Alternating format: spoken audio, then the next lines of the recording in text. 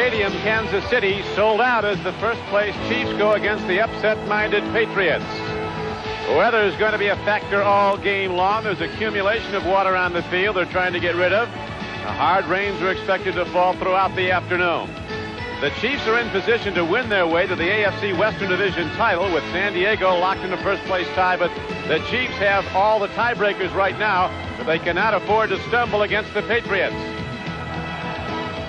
Good afternoon, everyone. Don Criqui with Paul McGuire. The two teams have an additional opponent to confront today, and that's Mother Nature. She is playing through hard. Kansas City comes in with a reputation of having a power running game, but of late, the power game, Paul, has lost its pop. What's happened? I don't know. We did the game last week against L.A. Kansas City Chiefs on the ground gained 17 yards. At the end of three quarters, they had 8 yards rushing. Now, on the left is Barry Ward.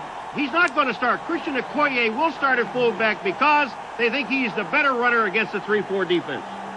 The long season of the New England Patriots got longer yesterday. They spent 6 hours waiting for their flight to leave at Logan Airport because of the weather in Boston. They finally got here. When they arrived last night, it was a surprisingly optimistic group. They say they had their best week of practice. They fully expect to come in here and upset the Chiefs. Oh, what a great position to be in. They got a young quarterback, Scott Zolak, and they're here playing a division leader. All they have to do is knock this team off. It makes their season. But the thing that they're playing for, Crick, is jobs next year. These are individual efforts today. Right now, the Patriots will kick the ball off. It is a driving rainstorm. It let up a bit. Coming with the ball is Harvey Williams, a speed back from LSU, and the Patriots run him wide and run him out inside the 20-yard line. And there, Kansas City will go on offense, first down and 10. Jerome Henderson made the play on special teams for the Patriots. As we look at Kansas City on offense, Dave Craig has been the mover for this team. He has played great football, a 13-year veteran in his first year with the Chiefs. Okoye is the big back who starts today. They feel he'll run better against the Patriots 3-4 than Barry Ward. McNair's a pass receiver. Jones and Davis wide out speed. The offensive line has not had the usual gusto. They haven't been firing out, according to their coach, Marty Schottenheimer. And he wants the attitude back. He said running the football is as much an attitude as anything else. You've got to want to pound people. And they'll go first and 10, and Okoye is the man who's going to get the ball. And he's taken down at the 20-yard. Here's a free football on the field as the Patriots head towards the end zone, and the touchdown signal is Tim Goad came up with a free ball, and the Patriots jump on top. So the underdog Patriots, a 2-11 team.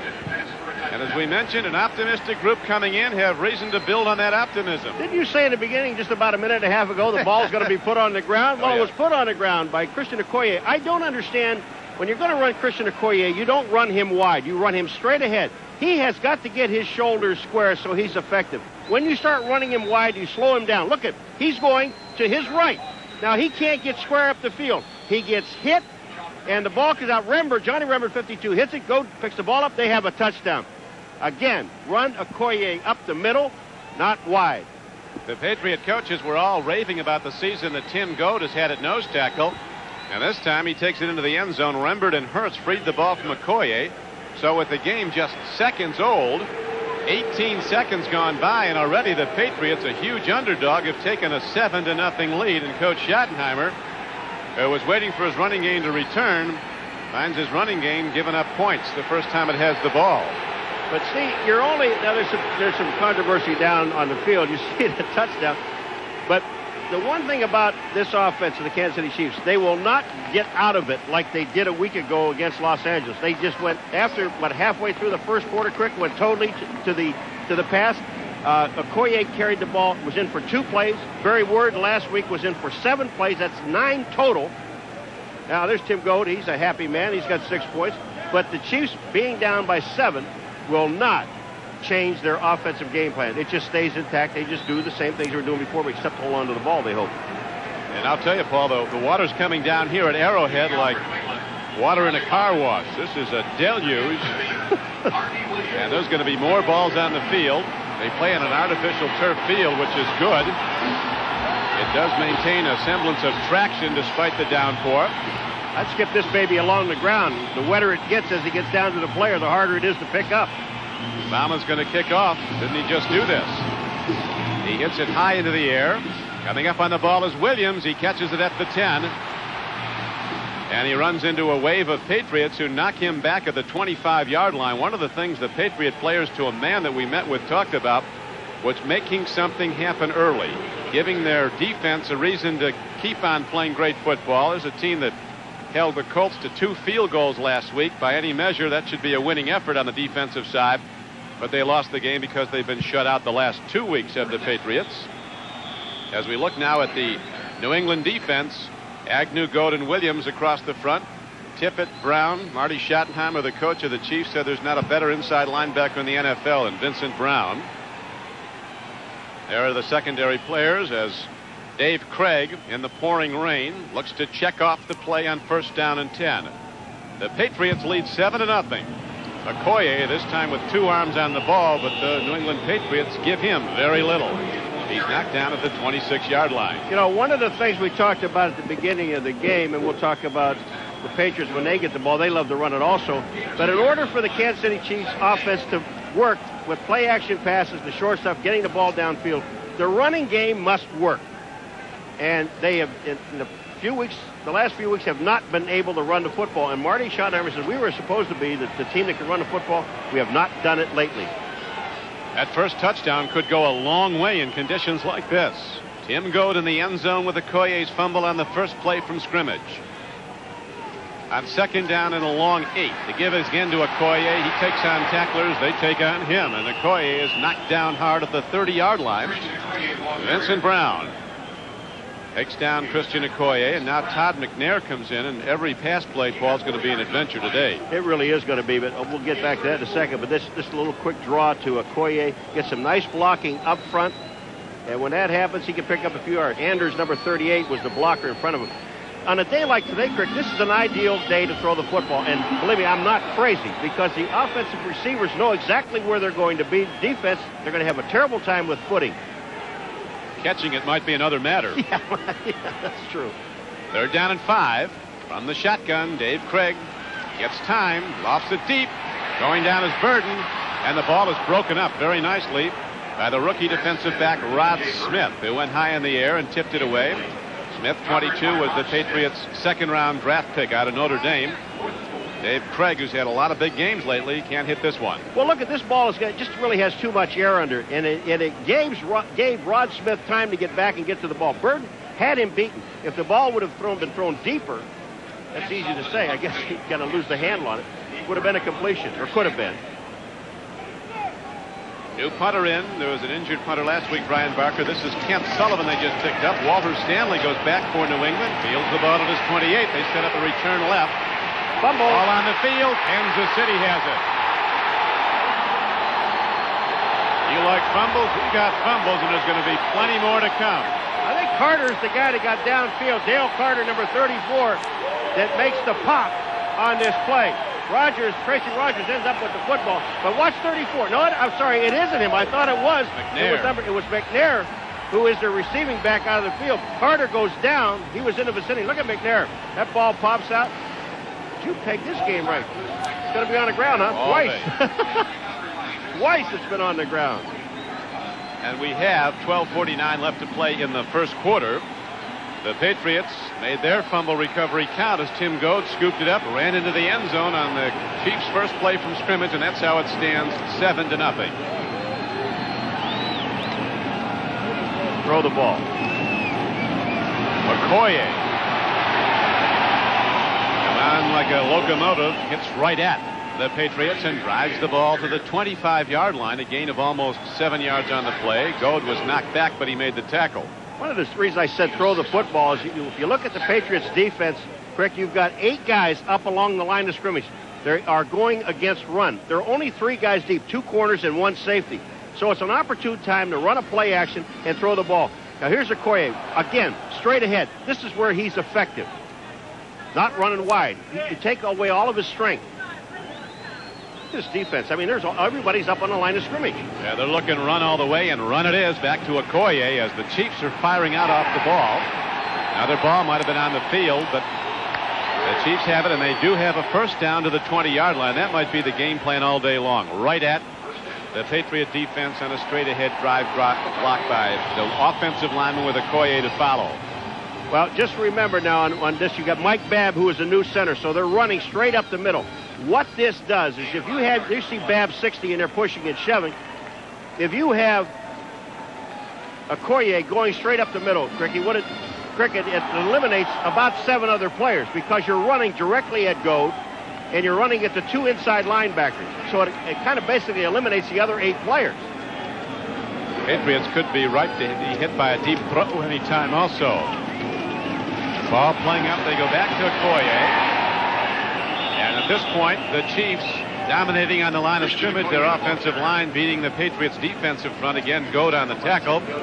But again, a gain of about 5 yards on the run. When you look at up in the middle, all they're doing is straight ahead. Goad 72, Babb 60. Look at this. They're one-on-one. Now watch who ends up making the play. Goad gets rid of Babb.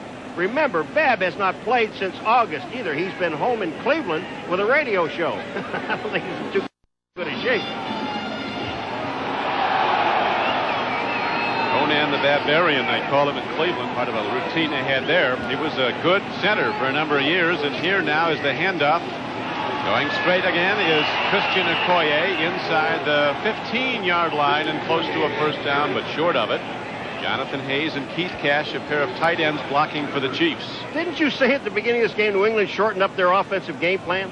They were going to simplify things for Scott Zolak. How about this team? Yeah. We've seen one play and a pass play. We've seen Christian Okoye and one pass play. Tell you, the way the Patriots are coming up, though, Craig, he doesn't mind throwing in the rain. He's going to go to the end zone before long. First, they're going to have to stop Okoye. Now they go to the power back set. I set. Okoye is the high back. Once again, Christian Okoye runs it. He's to the 10-yard line. He's very close to a first down. The mark of the ball. They might call out the chains. He has to get in at the 10-yard line because the chains seem to be right on the line. And I don't think they'll even hesitate about going for it if they didn't make it. Okoye, again, here's a play I just wouldn't call with him, is going outside the tackles. Because once you go out there, you really take away his strength. Christian Okoye's strength is straight ahead, getting his shoulders squared, and he can take on defensive linemen and move them a half a foot, a yard, whatever he needs. It's amazing how they can get so close and they win it. First down. Nose of the ball is there. See, take a look at Okoye. See where he's going this way? His shoulders are going left and right. So it takes away some of his strength. The hole was there. Anders gets a good block. The hole is there. But to move Okoye, I mean, they're doing the right thing with him. Right up the middle, 4 to 5 yards, a whack. He's carried the ball 8 times. They've only thrown 1 pass. That was incomplete. Andre Tippett told us last night, if we can stop Okoye, we can win this game. But right now, they're not stopping Okoye. They are winning the game, the Patriots, up 7-0. Right back to the big back. Not chancing the fumble. He's running every time with 2 arms on the ball after his fumble on the opening play of the game that was taken in for a touchdown by Tim Goad of New England. If David Craig runs a bootleg, any kind of action with Okoye up the middle, the fake to him, and bootleg back out by himself, and just run a tight end or whoever's on the end of the line on that one side, the short side of the field, it will be touchdown if they can catch the ball because everyone is just jamming in the middle. Dante Scarnecchia, officially the team staff spokesman, functioning as the head coach. Dick MacPherson did not make the trip, although he was at practice every day this week, feeling better all the time. Here is the throw and incomplete on a 2nd down and 8 play.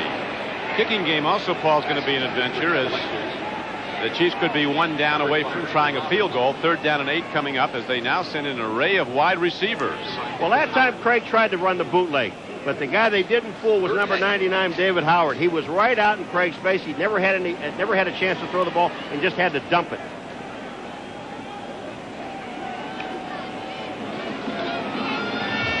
Turnover count is even now. Flood formation, 2 wideouts right, 2 wideouts left. Craig in the shotgun. He's liable to call a draw and run it himself.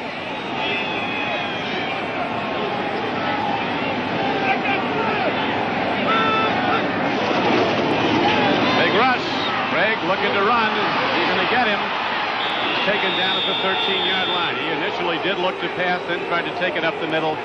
and the Patriots defending very well. Dwayne Saab, rookie linebacker, makes the stop. Watch the defense just converge on the quarterback. They know it's past. They're all taking off and are just heading right for Craig. He has no place to go. Number 56, Andre Tippett, is the man that forced Craig up inside, and then everyone else converged on the play. Nick Lowry, a 90% plus field goal kicker this season. He's hit 20 of 22. Be a 30-yarder. The hold is by Dave Craig. Kick is on the way, and Lowry, despite the conditions, drives it through. So the Chiefs capitalize on a New England turnover for 3 points after the Patriots capitalized on a Chief turnover for 7.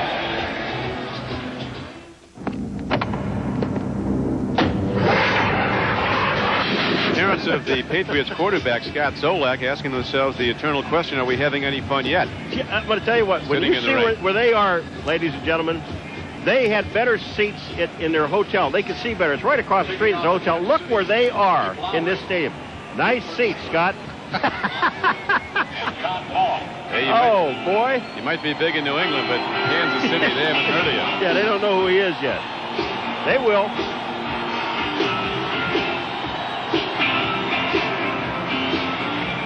Dick the kick.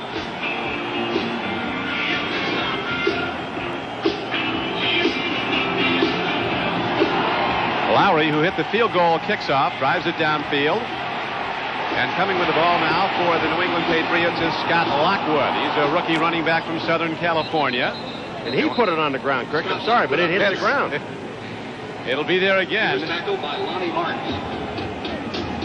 Here comes Zolak. Dan Harlow, one of his offensive tackles, saying what he brings to the huddle is a confidence bordering on cockiness, but it infuses the whole team. They like playing for him. Don Criqui with Paul McGuire back at Arrowhead Stadium. A number of no-shows, but the resurgent Chiefs are sold out now when they play at home. A playoff team under Schottenheimer looking to go back. The Patriots a huge underdog, leading 7-3. Zolak goes some scrimmage now. And driving with the ball is Leonard Russell, and he takes it ahead and gets it out across the 35-yard line to the 40.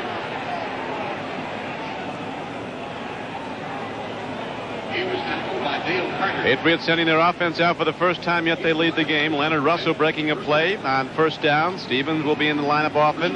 They want to get the ball to Fryer more. They'll try some end around, some reverses with him quite possibly. Harlow and Chung, the young tackles, Redding, Chilton, and Williams across the middle. Patriots have given up an NFL high 61 sacks this season. Leonard Russell goes boom into the Kansas City defense. One of the best in the National Football League. Leonard Griffin, number 98, was the tackler. You see the front group. It's now a 4-3 defense. They switched to that this year. Neil Smith is the team's sack leader with 12. And, of course, the great outside linebacker, Derek Thomas, a first-team All-Pro player. He has 11.5 sacks. Dale Carter, some people say, is the best rookie in the NFL. At left corner, he was the 20th player picked in the draft. And they go to the dime with extra DBs coming in. I don't think we'll see much of that. This time it's John Vaughn, cutback runner from Michigan, and he takes the ball on second down ahead for a gain of about 3. Gets to the 45-yard line before outside backer Chris Martin tackled him. Leonard Griffin also in on the tackle. I mean, you better wrap your arms around these guys today. You have a tendency to just pop guys on a day like today. First of all, you're wet, you're cold. But this offense, remember, they sat on and so did the defense, they sat on the bench for over 8 minutes of the game before either one of them go back onto the football field. Be interesting to see. Temperature is in the high 30s. It was 38 degrees at kickoff, but it'll be dropping. Rain continues to come down in torrents on the field as Zolak throws and makes a connection. His tight end Marv Cook is stopped at about the 48-yard line. He'll be short of a first down on a third down throw. Excuse me, Crick, I like the throw, except the problem is he throws like a 1-yard pass pattern. To Cook, watch this. Zolak, 1, 2, and throws the football. Now look where Cook is. He's down. He's not even close. He's got to get to the 50-yard line to get the first down. Wasn't even close. Then Thompson makes a super play. Sean McCarthy now saddled with the tough job of taking the hard long snap and getting a punt away. And Dale Carter, there's the rookie, third in the AFC in punt returns with over 11 yards of return. He ran that 86-yarder back for a touchdown. He got that in the opening game of the season against San Diego. Well hit by McCarthy. A high spiral that forces Carter into a fair catch. He fumbles the ball and then falls on it at the 12. Net gain of 2 yards. He fair caught it or tried to at the 10. Very nearly another Patriot ball. And a little pushing and shoving. Kansas City's beaten New England the last 6 of the last 8 times they've played. The last time they met was 2 years ago in December. Chiefs won 37-7. Well, you should never fair catch this ball on a day like today down the 10-yard line. I would not be surprised to see the Kansas City Chiefs just change one thing on special teams. And New England also. Put 2 people back there and at least talk it over and say, let it go, let it go, let it go.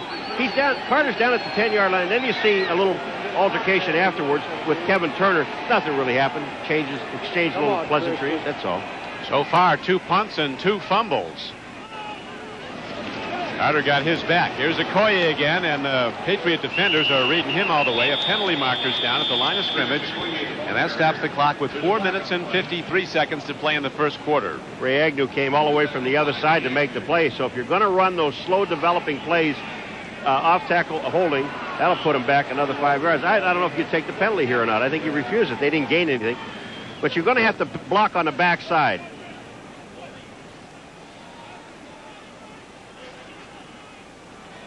Larry Nemmers, the referee. Number 85 holding. Apparently his mic is shorted out. Jonathan Hayes, number 85, is the guy that's holding. Watch this. You cannot wrap your arms. That's not only holding on Tippett, that's a takedown. That's illegal. Or a new dance step. I'm not sure. They can keep him out, though. Whatever's fair. 2nd and 10. Kansas City. And the rain picks up in intensity. Dave Craig, free ball. Patriots could have it. They certainly think they do. We'll wait for a striped shirt to confirm it. But the Chiefs may have lost another.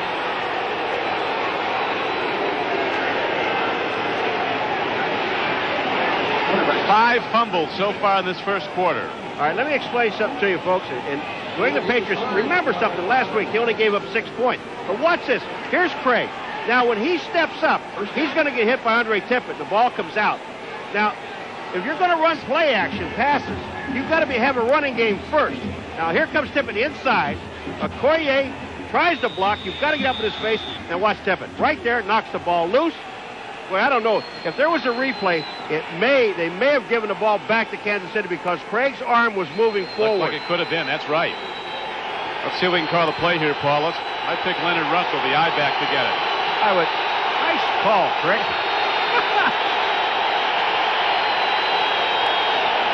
Leonard Russell. He might be heading in. He's down close. Stopped at about the 2-yard line. Good lead block on the play by John Stevens. Tackled by Chris Martin. But on a 1st and goal carry, big Leonard Russell powers his way down close to the goal line. But you watch what the Patriots do. See, they block back, and you see Stevens, number 44, he blocks back and takes the backside away, so you can't catch the play from behind. Now they go straight ahead. That's what you have to do. That's what the Chiefs are not doing on offense. They're not blocking on the backside. That was number 77, Pat Harlow, the left tackle. Moving out in front, also getting a big block on a linebacker. It now becomes 2nd down and goal. As Zolak, with a timeout on the field, and 3:49 to go in the first quarter, goes to the sideline, getting all the counsel he can from Scarnecchia. We'll be back to Arrowhead in a moment. We talked about their optimism last night, apparently well-founded. They had a great week of practice, they talked about, Paul, and they're playing terrific football, getting a little help from the conditions. That's also. Right. But, and Marv Cook, number 85, gets a sensational block. Watch this. Watch who he's following. See 85 coming in? Watch this. Bang. In the end zone. Right over top. That's pretty.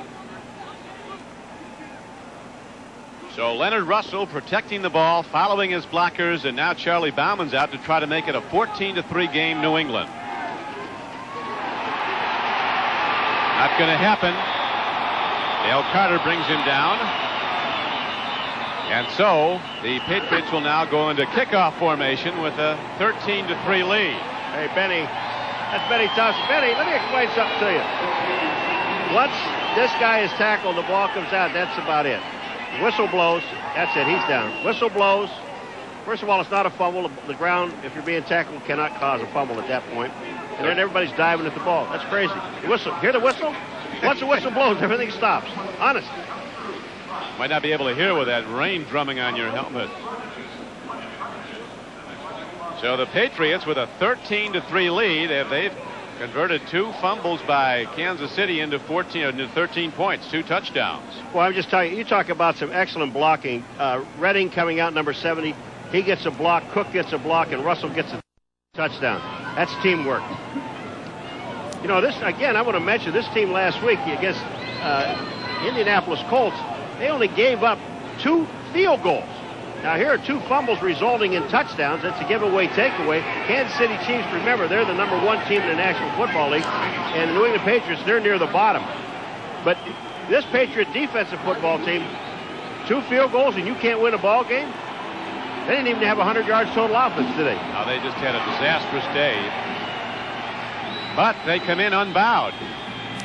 But the critics are in here to win, and they're doing it right now. And the Chiefs in a tough position on this wet day to come back with a passing game. As Kimball Andrews breaks it, another ball on the field. That's only 6 fumbles so far.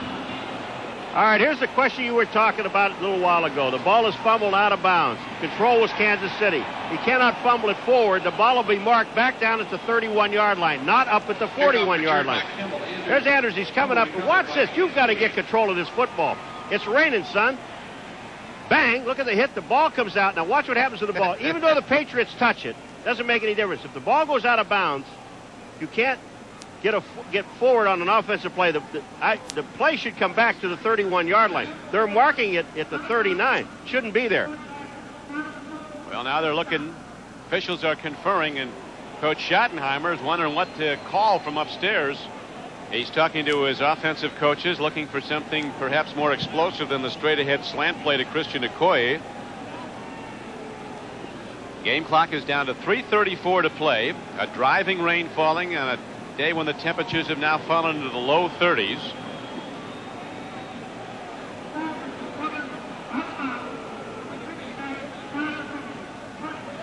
Hear what he said? He said,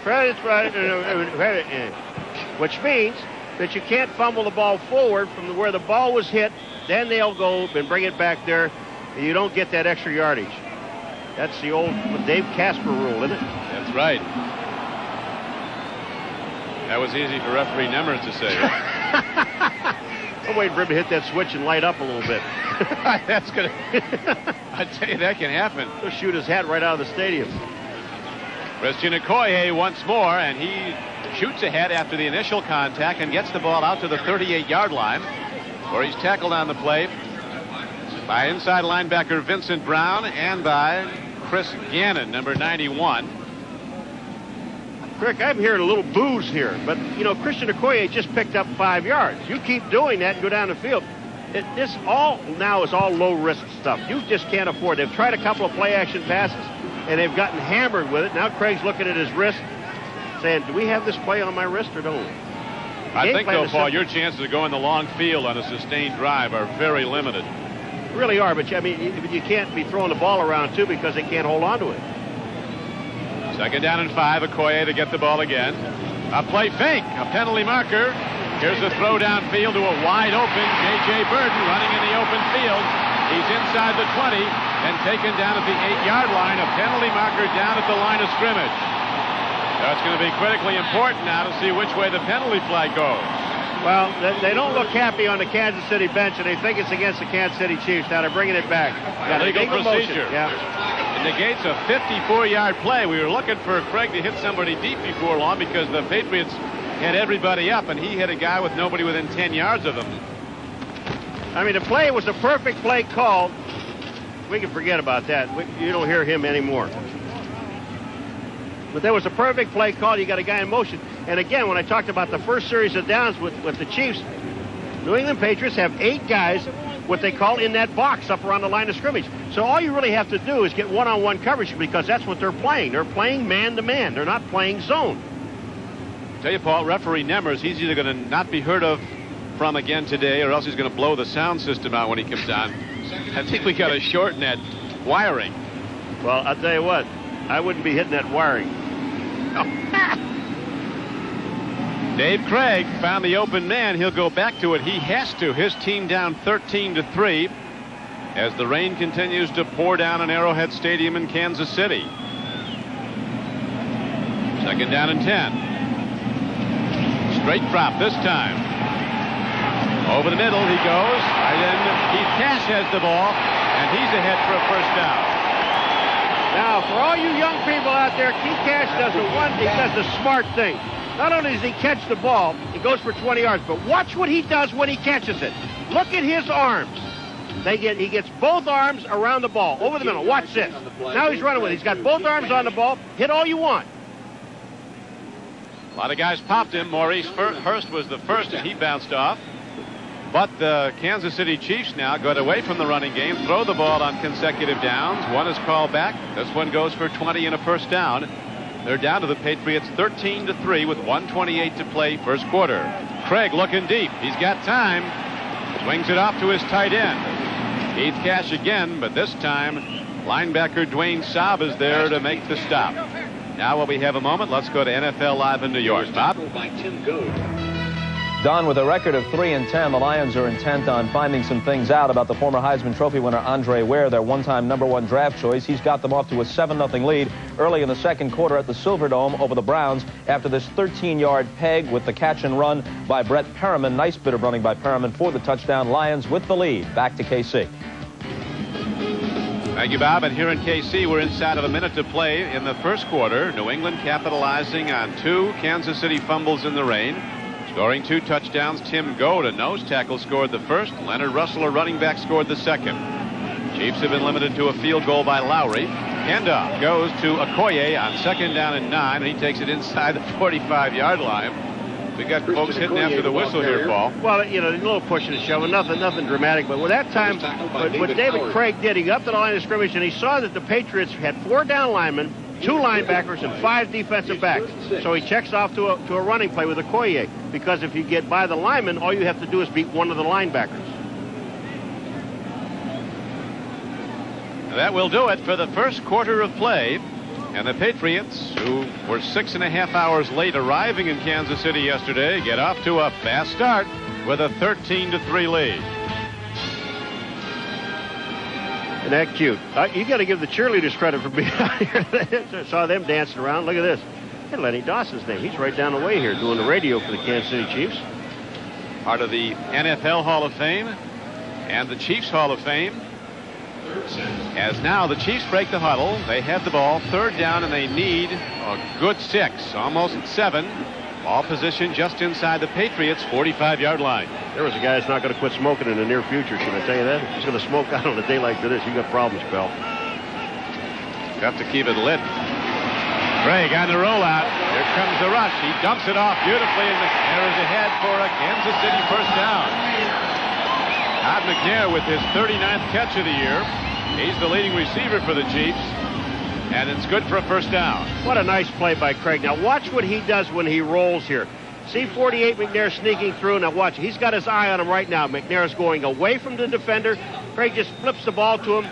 First down. That's a good heads-up play by both McNair and Craig.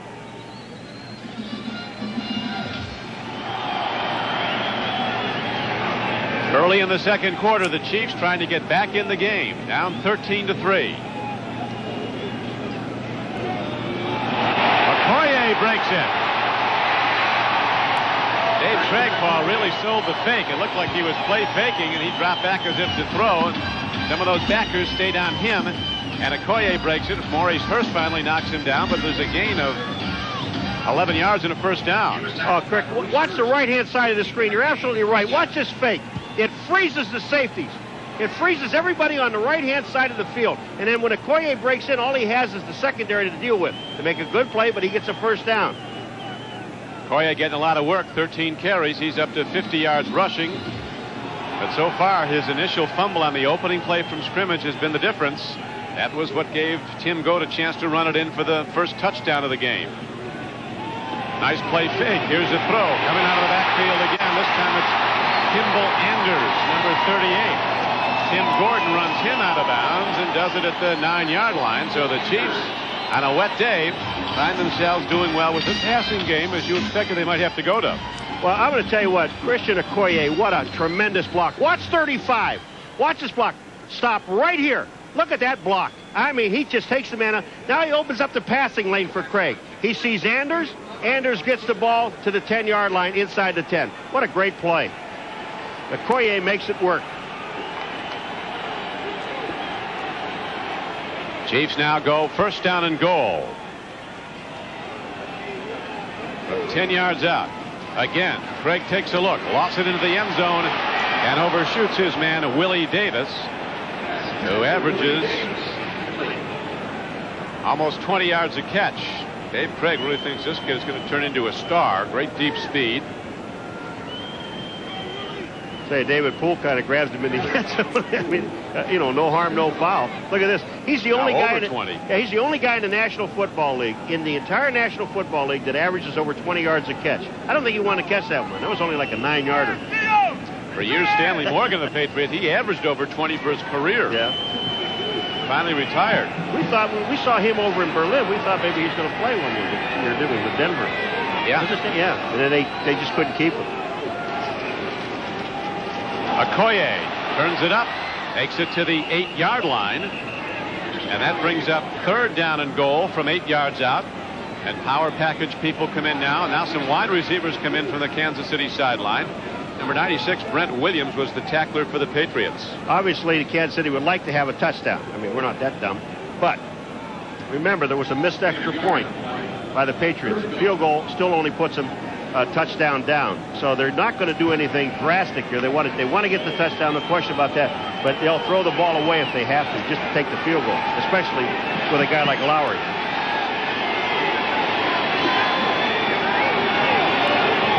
Third and goal.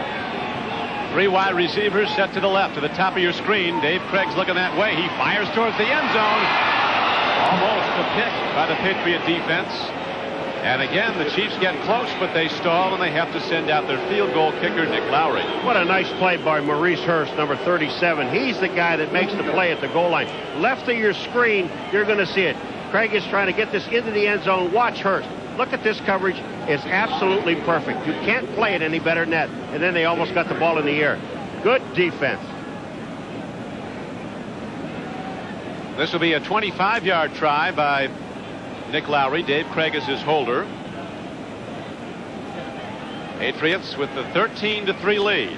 Both times when the Chiefs got down close, they couldn't get it into the end zone. Field goal try is good again by Lowry, who's now 22 of 24 for the season, so he builds on his NFL best field goal percentage. But they're going to need more as old Wile E. Coyote kicks up a little music. Good. No. Back we are at Arrowhead Stadium. Don Prickey with Paul McGuire. Strange things happening here in the rain. Primarily football's on the field, but the magic footballer Scott Zolak is here. That's always been a portent of good things to come. Signed by Joe Montana. The most famous ball in the world. This ball right here. This is a well-traveled football. And the nice part about this ball, it's dry. This is the ball that Scott Zolak rubs a number of times, 16 times for his number before every game, and then goes out and tries to do great things. And he did in his initial start against the Colts a few weeks ago, when the Patriots, after getting off to the 0-9 start, won their first game, won again the next week. And now the Patriots run the ball back. As running hard with the ball is that rookie fullback, Scott Lockwood, who apparently is a man of sure hands because he's not normally a kick returner. They want guys that are going to hold the ball, and he did get it out to the 29-yard line. Rick, everything in weather like this, everything changes. Your game plan per se, I mean, the majority of it kind of goes out the window. What you're looking at now is nothing but safe plays. And here's where the offensive defensive lines really come into play. This is where this whole game is played, is on the line of scrimmage. That ball is Zolak's also, Paul. That was a time filler yesterday at Logan. They were playing catch with it in the terminal until they were asked to stop. by airport officials. Here was a handoff, and Leonard Russell, who scored a touchdown today, runs on first down and gets close to the 34-yard line. Little push and shove. Pat Harlow was his intended receiver in the airport yesterday. We were talking to Tom Bass about that, and he said, yeah, but how many did he catch? I mean, what was his average? Harlow was raving about his arm last night. He thinks he's got a stronger arm than Zolak. In an airport, he does. He can't hit the target quite as well, but... I mean, these guys, I'm telling you, the Patriots are having fun. I mean, they're not going anywhere in the playoffs. They got a chance to knock off the #1 team in the West, in the AFC West, and they're having fun. Russell turns the corner. He's met by outside linebacker Chris Martin. Short gain on the play. Chris Martin and Martin Bayless. I mean, they were both out there. Good play along the defensive line to stretch it out. No gain on the play. 3rd and 6. Now you have a passing down. That's scary enough. Chiefs defense missing some top people. Dino Hackett, an inside linebacker, out with an injury. Bill Mazza, top defensive down lineman who's been to the Pro Bowl a couple of times. He's out with an injury. And of course, the great Duron Sherry has retired. A guy who's going to be in the Hall of Fame. One of the all-time safeties. Now penalty marker goes down. As apparently ran out of time on the play clock. And the other guy, Albert Lewis, who is the all-pro cornerback for the Chiefs. And the Chiefs only have one move left from their injured roster. And they're saving that move, really, at this point for Albert Lewis. But it doesn't mean that if they get an injury in some other key area that they wouldn't use that move, and that would mean Albert Lewis would have to wait till the playoffs to get in. Because in the playoffs, so you understand, folks, each team in the playoffs has one move per playoff game. Look at the Chiefs. They have 8 guys up on the line of scrimmage. Zolak from the shotgun gets time. He's running out of it. Now he has room to run. And Zolak slides to a halt. Ball out of the field. In front of him, no good. And a great job by the tight end, Marv Cook, who came and somehow fielded the ball. Balls on the field usually go through 3 or 4 possessions today, or touches, before somebody actually controls it. The right guard, Larry Williams, number 75, came up limping on this play. Look at Zolak. You've got to hit the dirt. You can't go running on a day like today. First of all, they can't afford to lose any more quarterbacks. But what a great hit. The ball. Now the ball's beyond the first down marker. Zolak was very close to it. Now look where it is. Now it's back. They're going to have to punt the ball because it's 4th down and about 4. Marv Cook with a big contingent over from Iowa, his home state. A lot of Marv Cook fans on the scene. Well, you did an autograph session yesterday, Crick. You were very good. I know that you can spell your name. It's really nice. And they're all wet, all those fans. Here's a kick downfield to Carter, who fakes at the ball, and wisely, people are sliding. This is good time out there. We're having fun, I'm telling you. Now, can you imagine if this was a regular field, the mud? It'd be terrific.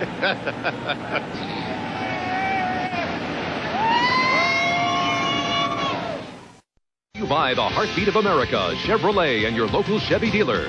By Norelco patented lift and cut shavers. We make clothes comfortable. By preferred stock cologne from the House of Stetson. Extra smooth, extra special, what preferred men prefer. And by the diamond tennis bracelet. This Christmas, give her the gift of love. Diamonds. The pig's getting wet out there today. The pig skin. Ever try to catch a greased pig? That's what that thing's like. Mike Babb down over the ball at center for the Chiefs. They now trail 13-6. That missed extra point could loom large in this game. Missed extra point by New England. Christian Okoye runs the ball and gets to the 23-yard line. Ray Agnew, the tackler. That New England defense, though, Paul, at this point has to be a little looser now since Craig started to open up. Yeah, they have to. They can't jam those 8 and 9 guys up on the line of scrimmage anymore.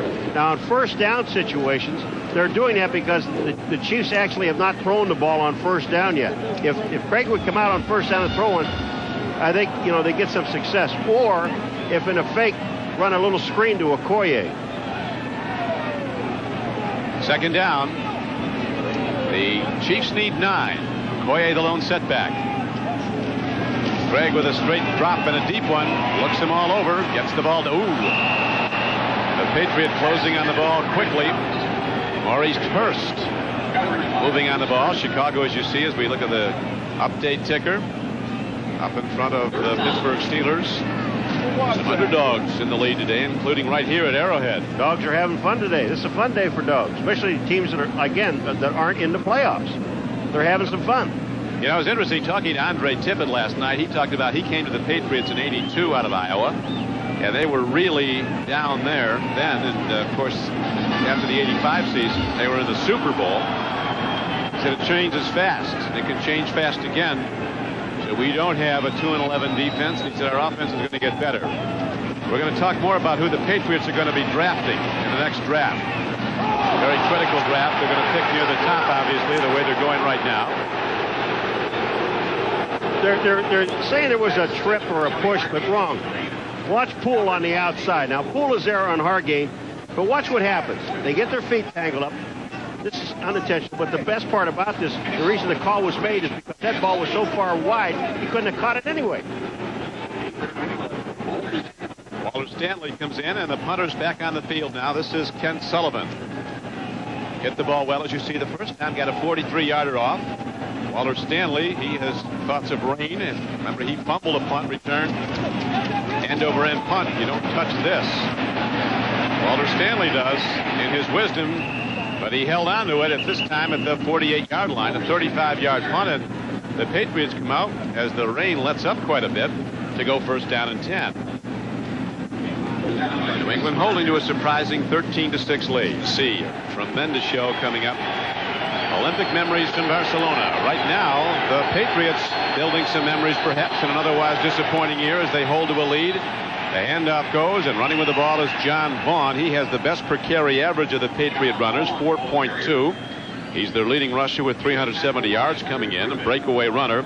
But this is not a breakaway day. This is a possession day for big backs. It really is. And Leonard Griffin, I bet this guy has about 5 or 6 tackles so far in this ball game. He's playing doing a great job at the right defensive end. Don't talk about him much because you have Neil Smith, Derek Thomas, and a great secondary. Chiefs have the #1 defense in the American Conference, number 4 overall in the NFL. Good play fake by Zolak, swings it out, and Marv Cook makes another fine play. Dives ahead, holds on. He has a first down for New England. He's down to the 42-yard line. Is the ever enthusiastic Scott Zolak well pleased with his effort and that of his teammate? That's 11-yard completion. Watch it. Here's Cook. He comes out. He's on Derek Thomas. Thomas lets him go. He has to force the quarterback. That is not Thomas's man. I cannot believe that the tight end is his man on a play like that on a bootleg out to the outside. But they sold the running play. This is what the Chiefs would like to do. Also sell the running play so they can get the man out there in a bootleg. When you run a bootleg like that, like Zolak did, remember, there's nobody out there to block for you.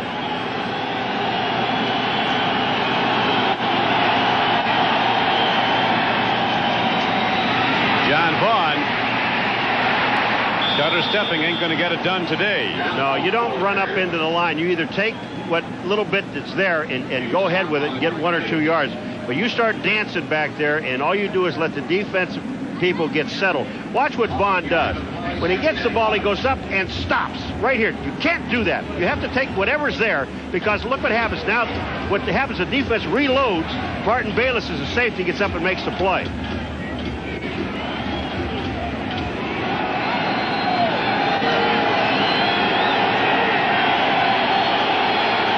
Second and 11 now. Tough play call for Scott Zolak. He's going to put it up. Here comes the rush. A screen pass, and the ball is dropped. And probably just as well by John Stevens, as he would have been hit 5 yards behind the line of scrimmage. Well, they had everybody in Zolak's face.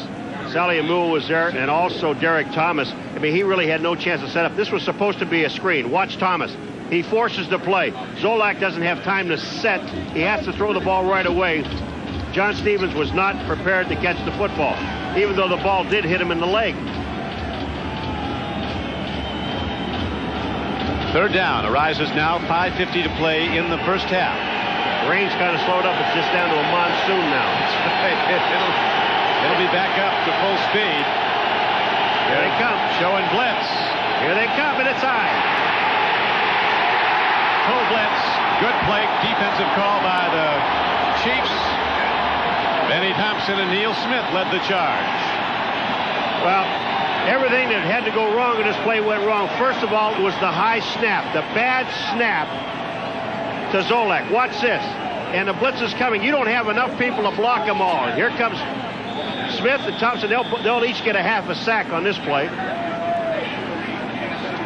Living dangerous. We will know back in the backfield, either pick up the blitz or just to dump out and get a short release pass. Well, what he did, Zolak did a smart thing. He just got down. He's not going to take a chance at fumbling the ball because there's nothing he can do with it. Smart heads-up play. He did a good job just to field the ball. High snap. Here's Sean McCarthy. Hit a big punt in the rain his first try. Dale Carter is back.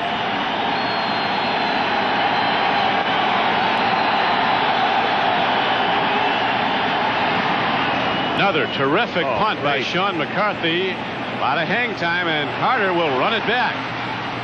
As the Patriots come hunting the ball, and Dale Carter must have taken 10 hits. Finally lost the ball out of bounds. He's the fastest Kansas City Chiefs, Dale Carter, the rookie, and one of the toughest.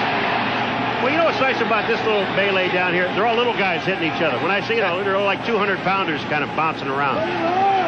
And they say never get in a fight with a guy with a number higher than the teens, right? That's right.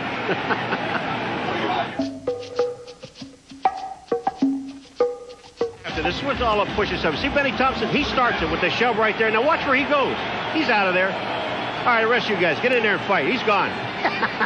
Much like the Paul McGuire system. That's right. Standing behind the coach. Get it started and get out of there. Get behind the coach. They never hit a coach. Craig lofts the ball downfield, and J.J. Burton comes down with it. A Patriot defender fell down. So Dave Craig lets a long one fly and makes the connection for a 24-yard gain and a Chiefs first down. That ball was in the air so long he almost had to fair catch this. Watch this ball and how long it is in the air. The ball is thrown up. Here it comes. Burton's in great position. The defensive back falls down. Hurst. Good play. First down throw. That's the first time that the Kansas City Chiefs have thrown the ball on first down. But they also have Harvey Williams in the backfield. I'll tell you, one of the interesting things that some of the Patriot coaches said, the one guy they hope stays on the bench is Harvey Williams, because this guy they think is an underused talent. Big back with breakaway speed, and now he's going to get some carries as Williams spins off. But the Patriots are there to ride him down. Chicago continues to lead the Pittsburgh Steelers 10-0. If that should hold up, Buffalo would then go to the top of the AFC as far as home field, because they've beaten the Pittsburgh Steelers. San Francisco's the best team in the NFL. Talk to anybody in the league and get their opinion. They all say 49ers number one, and they'll never have to leave California right through the Super Bowl if they have the home field. In fact, they won't have to leave it after today. That'd be nice, you know that? It's a comfortable feeling. Second down and 8. Rain's let up. Still falling, but not like it was. Craig stands in. Misses his target. Take a look at the playoff picture here, Paul. Bills, of course, a winner yesterday over Denver, 27-17. That's how the Patriots spent their afternoon, waiting for their plane to arrive, watching that on NBC. Yeah, well, the reason, you know, the Bills played Pittsburgh and beat Pittsburgh up in Buffalo, so they would be in control of the home field advantage if the Pittsburgh Steelers happened to lose to Chicago. So the other guys, when you take a look at all these things that are happening, every one of these teams really control their own destiny, Crick. I mean, and it's nice to see a lot of teams have a shot at this time of the year to get to the playoffs. It's nice for the fans. Next week we have Buffalo in an important game at New Orleans. San Diego's the team to watch, though, because of their 4-12 record last year. Scheduling's in their favor. They're not going to lose the rest of the way. Watch. Not in the regular season. They have Cincinnati today. Todd McNair was the intended receiver, so the Kansas City drive stalls, and their punter comes back out. Marty Schottenheimer, Paul, your old pal from your days playing together at Buffalo, actually was a Patriot for 2 seasons, in 69 and 70, a Boston Patriot. Yeah, he wasn't a very good player. He's a great coach. He's in the right spot. He's coaching now. Didn't have to play much. I always tell the story about Schatz. He kept saying to the coaches in Buffalo, play me or trade me. They finally played him, found out he couldn't play. Traded him. Yeah, they got rid of him. Here's the punt downfield. Ooh, Walter Stanley. Look out. Man, this guy is either everything or nothing at all with Walter. And right now it's a whole lot as he's across the 45. That ball is jeopardy, though, until you're down on the ground and the whistle blows. Here's a penalty marker down. And I'll tell you something. The new punter, Sullivan, saves the touchdown. Even though he doesn't make the play, he saves the touchdown. He did the right thing. He pinned Stanley to the sideline. And there was a blocker in front of Stanley at the time, but that man, number 10, saved the touchdown.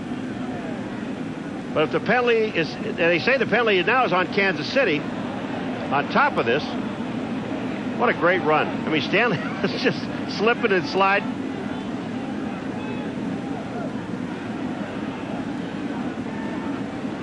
I love it when the players are in there saying, all right, now you guys keep quiet so I can hear what he's saying, because we want to get it before everybody else gets it. These officials have done a nice job in some tough conditions. They've had a lot of peculiar things to rule on. Because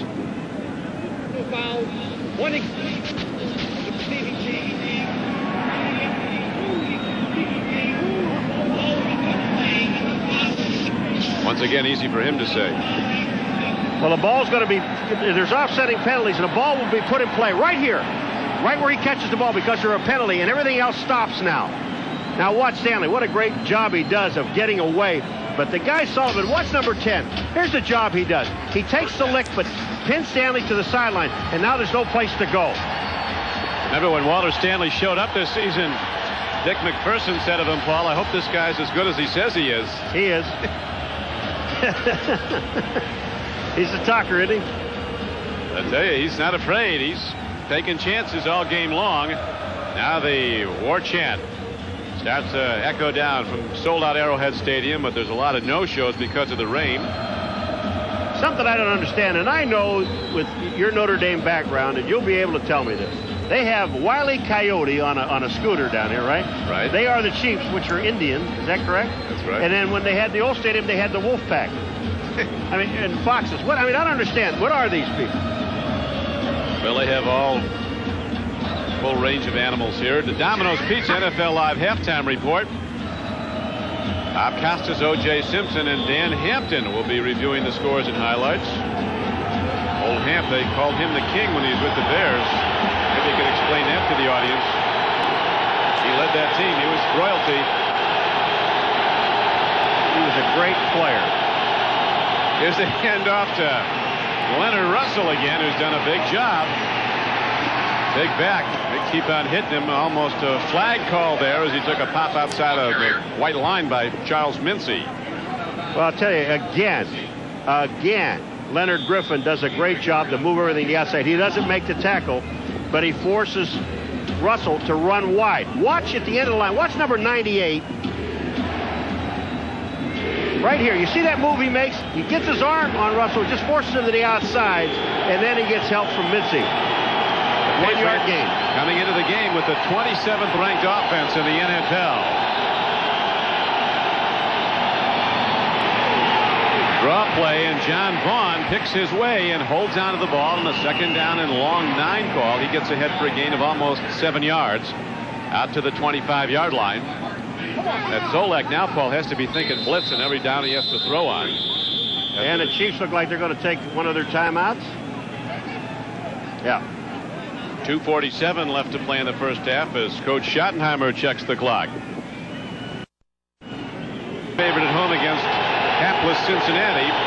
Right now, the Chiefs struggling against the underdog Patriots, trailing 13-6. Zolak goes to the run. This is John Vaughn picking his way, taking on tacklers. He's ahead for a first down. A superior effort by John Vaughn, who took the big pop and struggled off it, got ahead for a Patriots first down. There is a flag on the play, but Derek Thomas is, I mean, he is really complaining because he was held at the line of scrimmage. Illegal motion by the Patriots. That brings it back. It'll still be third down and about 8. But Derek Thomas was really held on this play, and he gets himself caught on the inside. Watch 58. Now here he comes inside. Watch what happens. Now see him, he's being held right by his shirt. No chance. Bayless doesn't make the play. It's 3rd and 8. Vaughn gets the first down, but they were already in motion. Now they should come again. If they're gonna rush on third down like they did before, the Chiefs sending some safeties. this is the time to do it again.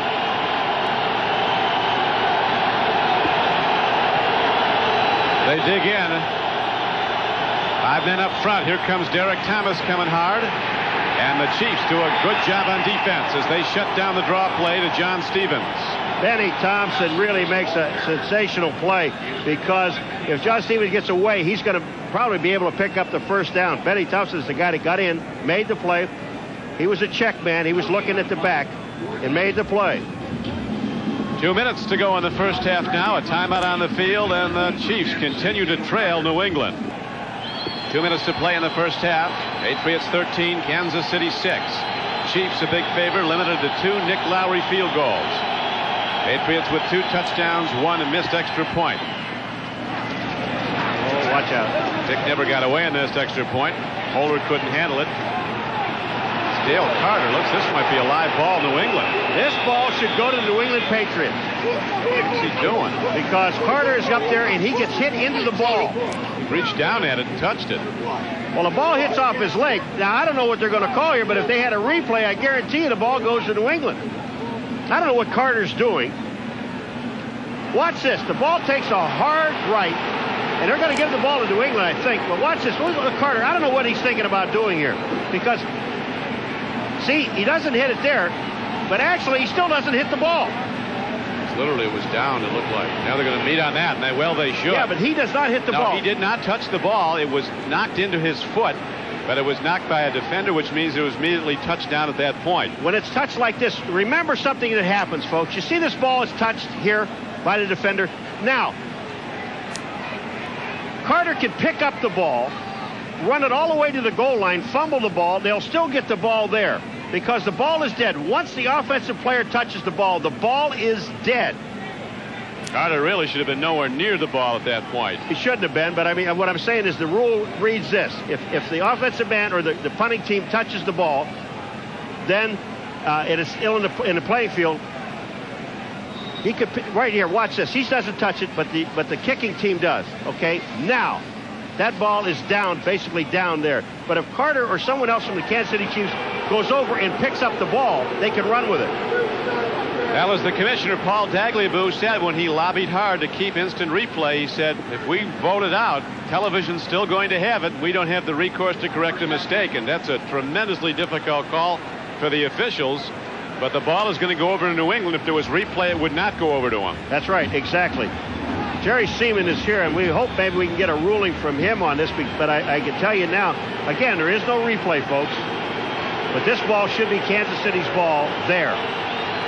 But Zolak and the Patriots have it with 1:49 to play in the first half. He lets it rip long. Going hard for the ball is Irving Fryer, and a terrific defensive play by Kevin Ross.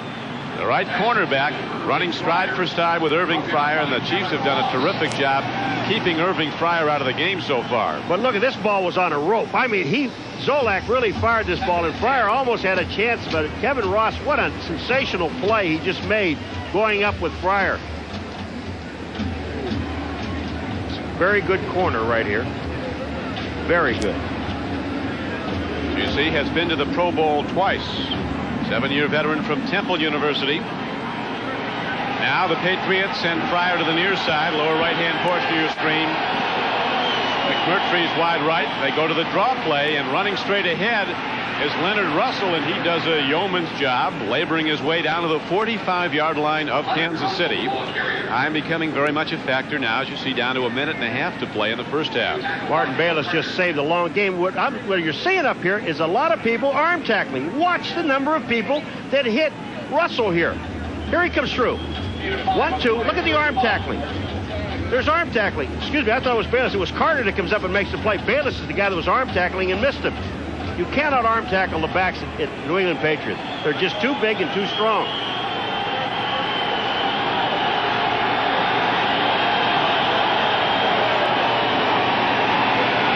Zolak throws a near side shot, not close to a connection to John Stevens. And the clock stops with 55 seconds to play. Can I tell you, if it was 90 degrees and a beautiful day, Stevens couldn't hold on to that ball. You talk about a rifle shot, and it's, you know, the ball's wet. Scott, I know you have to get it there in a hurry. Man, I'll tell you, you talk about firing that ball. Officially, there have been 5 fumbles in the game. New England's had 2 and has lost 1. Kansas City's had 3 and has lost 2, and they both led to New England touchdowns. Opening play of the game from scrimmage, a fumble by Christian Okoye. Fumble recovery, return for a touchdown by Tim Goad of New England. They don't even have Carter's back on the line. They don't have anybody back. They have no one back. That's a good way to keep Carter away from making a mistake against a punted ball. And another beautiful job by Sean McCarthy of the Patriots as the ball is down at the 5-yard line. You just can't risk fielding punts today, although some guys have. This is a tremendous player, though. It's going to be a perennial all-pro player the way he's rising. Dale Carter out of Tennessee. Stadium in the Meadowlands of New Jersey. Now let's see, will Dave Craig risk anything with only 45 seconds left? He'll go to the sure thing, the run to Okoye. And the big back from Nigeria by way of Azusa Pacific in California runs it back to the line of scrimmage. Can't risk a turnover down here. It'd be almost sure points for New England. I mean, if I were the Patriots, I would take timeouts here. And the reason I would, anything can happen on this play. They have 2 timeouts remaining. Make them snap the ball. Good point. They're gonna sit there and go into the locker room with a 7-point lead. What difference does it make? They're not going anywhere. You have 2 timeouts. You have a chance to stop the clock and make them run a couple of plays. And anything can happen on a day like today.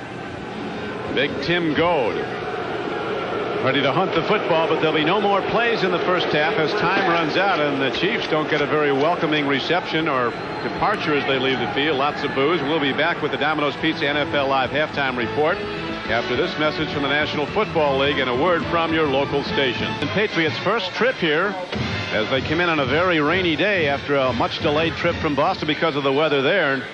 The band was out here today playing at halftime, and I don't understand this. They don't have any instruments. I mean, I'm going to send some money to the band. Somebody has to talk to these people. Well, half of them are out there walking around with their hands like that, and I don't understand. Aren't you supposed to have instruments when you have a band? I think they're worried about those saxophones taking in some of that rain we've seen all day. Yeah. But it has been a most unusual day, and as we mentioned, the Patriots, this is the first time they've ever played at Arrowhead, and they got off to a very fast start. The first play from scrimmage was a carry by Okoye of the Chiefs. He coughed it up, got some help from the Patriots defense, and then quickly Tim Goad scooped it and was in the end zone. Yeah, you know, just controlling the football. Again, about this play, you're running Okoye wide where he's not effective, and he gets out to the outside. The ball is stripped by Rembert, picked up by Tim Goad, and in for the touchdown. That was the first play from scrimmage for the Kansas City Chiefs. Started with a bang. Big Leonard Russell has been pounding away with the ball. He's been fumble-free, and he was in the end zone for the second score. 2 good blocks. Redding 70, bang right there, and then Cook 85, and then Russell just follows Cook into the end zone. 2 excellent blocks. Oh, he is unable to be with us today. Our next honoree was a third-round draft choice. Right now, 2 former great Chiefs are being honored on the field, Duron Cherry and Mike Bell. Duron Cherry, the free agent from Rutgers, who is one of the all-time safeties in the National Football League. There's Duron. He was selected the Chiefs' most valuable player in 6 times an all-pro player. And was came here, didn't he, as a punter? He originally was a punter from Rutgers. And became a great free safety and a great community leader here also is Duron Cherry. And Mike Bell, conversely, was one of the highest drafted players. I think he was the second player picked when he came out of Colorado State. A big, tough defensive end. Grew up in Wichita. He had a lot of injury problems, but he had some great years for the Chiefs rushing the passer. Yeah, and just a nice man. I mean, they've had so many great players with the Kansas City Chiefs. You know, we were up in the offices yesterday, Rick, and take a look at all those guys, the statues of all the players and some of the pictures. I go back to guys like a Bobby Bell. What a great player. Talking about great players of the future, we mentioned during the first half some speculation about who the Patriots might draft now. They in Seattle at the moment have the worst records in the National Football League, and in the system of the last shall be first. The Patriots are very closed-mouthed about who they might pick, but there are a lot of top college scouts, some NFL teams at this game today. We had a chance to talk to them before the game. And this is the consensus we got, that Drew Bledsoe, a junior quarterback from Washington State, if he comes out, could be the first player picked. I think he certainly would be by your friend Tom Flores at Seattle. Well, you know, Flores is looking at a quarterback, and you talk about, there's another guy sitting around in San Francisco by the name of Joe Montana, but he'll be 36 years old, $3.5 million. You can't afford to do that. Bledsoe would be, I think, the #1 pick for a team, if one of these 2 teams, Seattle and or New England, because they both need a quarterback. Rick Meyer, there was speculation that the quarterback Notre Dame may have dropped in the rankings. Not so, according to these scouts. They like him more than they ever did. In fact, he could go ahead of Bledsoe, and he could be the Patriots' choice. They might go for what they speculate on as a possible franchise quarterback. Eric Curry, the great pass rusher from Alabama, is going to be a top 3 pick. Maybe the #1 pick overall, depending if there's a trade made. And Marvin Jones, a junior linebacker from Florida State, who Bobby Bowden and some other coaches say is the best linebacker they've ever seen in college. He could very well be a top 3 or 4 pick. But one thing, though, quickly, Zolak, it depends on what he does in the last 3 games, this game and the next 2. If he performs extremely well, you know, that may change their mind about a quarterback. We'll take a look at the Keystone halftime stats. And you see first downs. They cause for celebration when you get one of those today. There haven't been many. Not much rushing yardage. Virtually no passing yardage for the Patriots, but they do have the lead. Total yards, Kansas City with the advantage there, but so what? Because the takeaway count is in favor of New England. That's been the difference in the game. 2 of those turnovers by the Chiefs turned into touchdowns. That's another, when you look at this thing, another deal. Their stats don't really mean that much. It's the number of points on the scoreboard. And the biggest stat of all is what you do with the takeaway. And the Patriots, 13 points. They missed the snap on the extra points, but it could have been 14 points. Dante Scarnecchia, terrific gentleman, who's standing tall in the absence of Dick MacPherson, the head coach of the Patriots, who's watching this game, and we certainly, everyone extends their best back to Dick, and delighted that his rapid recovery is moving along nicely. As we mentioned, he was with the team all week at practice every day. Did not make the trip here, but to be back on a full-time basis. And right now, the Patriots are ready to receive the ball, and there's John Vaughn back inside his 5-yard line as Nick Lowry's ready to kick it off. Rain, the lightest it's been all day at the moment. Guys might take advantage of it with some throwing. Here is the rookie fullback again running the ball downfield. That is Scott Lockwood. And Scott Lockwood is across the 25-yard line with a penalty marker down back at the Kansas City line of where they teed the ball up. So somebody might have been across the line early. Offside on a kicking team, and I don't think that New England will take the penalty on this thing. They've got the ball at the 26-yard line. You risk on a return of fumbling the football. Well, maybe I guessed wrong because I see Scott Lockwood coming back out onto the field. I think they're going to penalize him. They are. They're going to bring that ball back. Number 46 of the kicking team will re-kick with a 5-yard penalty. Well, Benny Thompson's done about everything today. Might as well be offside. Well, he went to the Pro Bowl last year as a New Orleans Saint as a special team player. They didn't protect him, though. And he was quickly picked up and has been a big part of the Kansas City overall special teams play, which is consistently good. They really are. And the brother of Marty Schottenheimer is the special teams coach for the Kansas City Chiefs. Kurt, also a pretty good golfer, you know. Both Marty and Kurt are handicaps are in the single digits. There's Kurt Schottenheimer. Art Rooney, the man, late great owner of the Steelers, has 5 sons, and he was a scratch handicap himself, Art, at one time, but he told his sons if they ever got their handicaps in single digits, they were fired. They weren't in the office enough. Scott Lockwood back deep again, along with John Vaughn. The ball is hit downfield. A spinning kick goes to the rookie from Southern California at the 12-yard line. Lockwood up the middle. Boy, he takes a pop, but holds on and gets the ball out to the 31-yard line. So the Patriots open the third quarter with good field position as his relative at this point, early in the third quarter. Tracy Rogers is the guy came down and makes the hard stick for KC. Lockwood takes a shot here. Watch this. You're coming upfield looking at a hole, trying to find a hole, and then bam, you get leveled. That play, there was a 5-yard penalty. They picked up 5 more additional yards on the kickoff return. Zolak brings the Patriots out. They'd been shut out the previous 7 quarters over 2 games. And then their defense scored on the first play from scrimmage today. And that's been the difference as they continue to lead the game by 7 points. Leonard Russell runs the ball for New England, and he's across the 30 out to about the 33-yard line. A lot of the people, Crick, that went out at halftime to go get a refreshment or to the bathroom kept right on going. They did. They went on home. This game is being shown here on television, so it was sold out. But those aren't red park as you're seeing, folks. Those are red empty seats.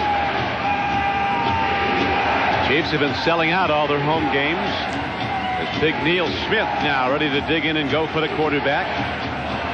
Zolak and the Patriots with a second down play coming up, and they need 8.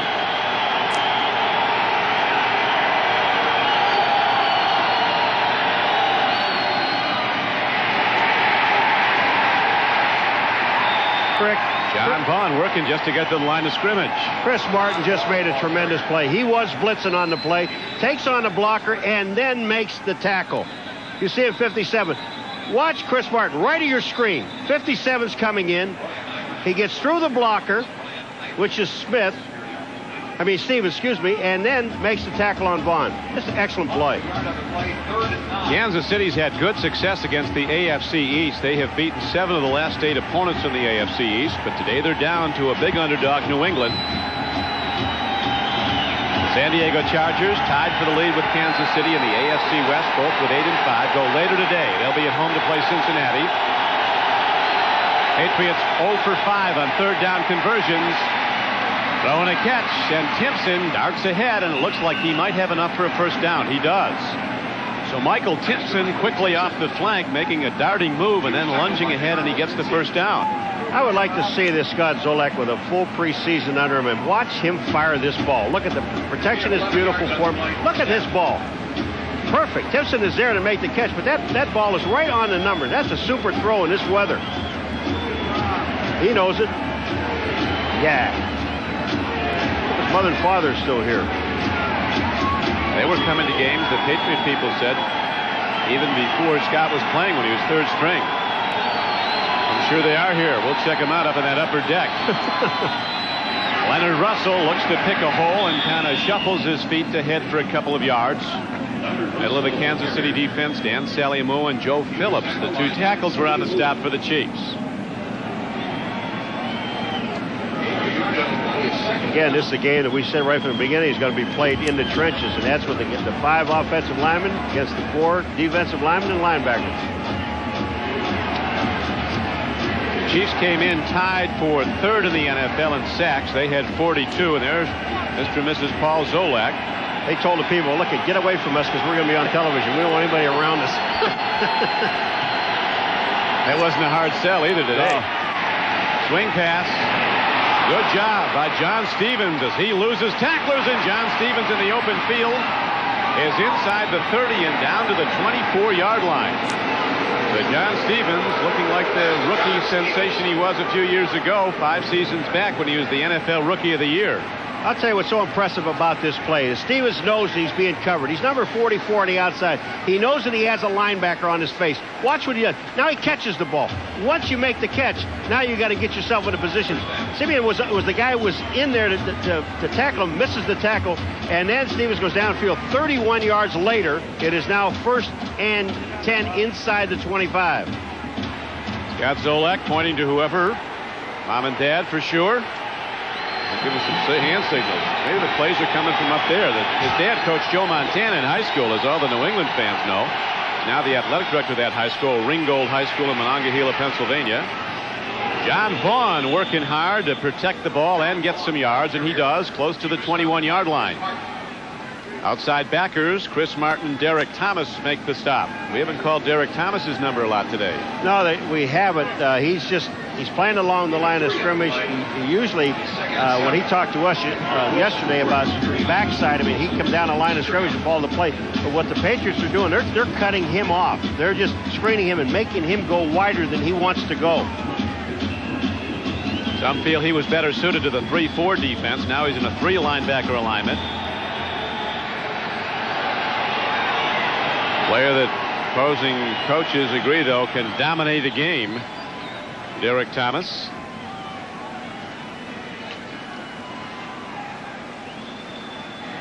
Referee Nemmers now with a pronouncement. He says 25-second clock will be kept on the field. 45-25 second clock will be kept on the field. That's hard for the quarterbacks. I mean, it really is. I mean, they don't know that clock. The play clock is well. It's working. It's back to 25 seconds. That's where it should be. Zolak throws and living dangerously against a big rush, throwing off his back foot. Neil Smith was the pass rusher. Derek Thomas, who's good in coverage, also was right with the intended receiver, Marv Cook, the tight end. Joe Phillips was up there along with Neil Smith. Neil Smith just took the outside and would not let Zolak get out. Watch this. You'll see him come into the picture. There's big Neil Smith. There's just no place for Zolak to go. Basically threw the ball away into the ground. No one had a chance at the ball. Charlie Bauman, the field goal kicker for New England, has hit 8 of 13 so far this year. He's been a 50%er from 30 yards plus. It should be a long one if they don't advance the ball on this down.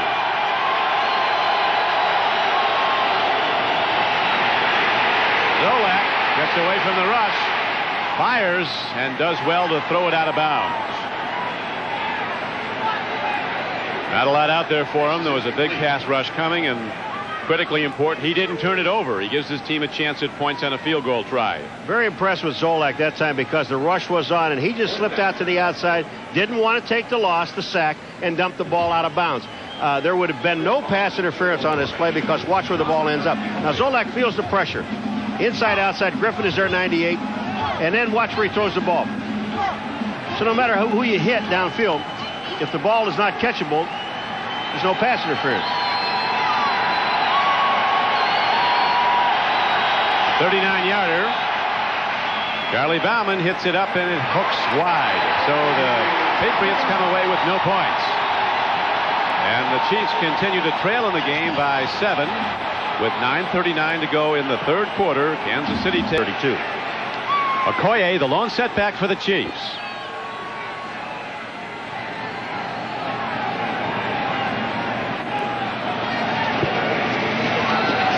Okoye straight ahead on a first down carry, gets close to the 25-yard line before he's thrown back. So far in the game, Christian Okoye running with the ball, not getting big yardage, but getting a lot of carries. 55 yards so far in the game, and he has 18 carries. Cricket in this offense, what Okoye is doing, they're lining him up 7 yards from the ball, which gives him a good running start at it. Now that play there, they picked up almost 4 yards on the play. But when you see where he lines up, he is 7 yards from the ball. There's Okoye almost out of the picture, which gives him a running start straight ahead. Also gives you some yards to make up before the defense gets you. You bet. It's like the USC tailbacks, those Heisman Trophy winners. He doesn't catch many. He got that one. And Okoye works hard to get to the 30-yard line. He virtually never gets the ball thrown to him. That's his first That's his first reception of the season. Well, that's what the big cheer's about. He's saying when you have expert hands like I have, they don't really throw it to him that much. But Vincent Brown was out there, and watch the collision between Okoye and Vincent Brown. Everybody's there. Brown is a little hesitant getting out because they don't throw the ball to Okoye. There's the collision. He's hit there, and Okoye picks up 3 more yards. And the reason, Paul, he's not a good receiver is he's had no experience at it. Growing up in Nigeria, he was a track man and played no throw and catch games. Never played baseball, never played basketball. So he just didn't have any experience. Truly is a success story, that young man. You know, really a nice guy. One of the nicest. One of the hardest to tackle. It's a made-for-television collision when Vincent Brown and Christian Okoye meet head-on. I said this once before. We did a New England Patriot game. 59 Vincent Brown. And I mean this. He's the only guy I've ever seen that has muscles in his face. This guy is put together. What did Schottenheimer say about Vincent Brown? Probably the best middle linebacker in professional football today. He said this year there's nobody that he's seen that would grade out higher than Vincent Brown. But he is just a tremendous player. And I'll tell you, there can't be any body fat on that guy. No. He's just awesome. He gives it to you every down. He's got 100th tackle of the year. Dave Craig, play fake, and he's going to let a long one rip. Going for the ball, downfield and taking it. It's Fred Jones who's on the run. And finally, Fred Jones, a sprinter from Grambling, is taken down by David Poole. A sensational play for the Chiefs. Folks, you got to appreciate this kind of weather. It's been raining all day. These guys are soaking wet. First of all, the pass play, the play action with Craig, fake to Okoye, and then Fred Jones, what a catch. You can't appreciate this end. Look at it. Poole has got excellent coverage. Look at Jones goes up in the air, takes the ball, and watch Poole. Stays with it and makes the play. That's hustling on offense and on defense. Twice before we've seen the Chiefs down close like this, but able to come away with only field goals. They've not been in the end zone. Failing in the game 13-6. Craig again. Another swing pass on a drop. Kimball Anders. Kimball Anders had touchdown, Craig. I mean, it was touchdown. There's just no way. Tim Gordon would have never gotten there. All he have to do, watch this, 38 coming out into the flat. Look at this. The ball is there, off his hands. That's lack of concentration. Drops the ball, would have had a touchdown. So second down arises as Dave Craig now was almost forced to throw. Second down and 10. They talked about Dave Craig coming here from Seattle. He really improved the vertical passing game, the downfield passing game of the Chiefs, which they didn't have under DeBerg, who must be noted also quarterbacked a lot of wins here. Another throw. This time he goes, and the ball is taken by the tight end. Hayes is out of bounds, close to the goal line, but not in. Tight end Jonathan Hayes, that's only his 4th catch of the season. And that'll be first down, because the Chiefs could get a first down inside the 12-yard line. It's a great catch by Hayes. When he reaches out, and watch him struggle for the extra yard. This gets him the first down, almost a touchdown. They should be inside the 1, which they are. Look at this. Excellent catch by Hayes. No chance for Smith. First and goal. Guess who's getting the ball? Number 35, Christian Okoye, the deep back. Okoye, he goes in, and the Chiefs are an extra point away from tying the game.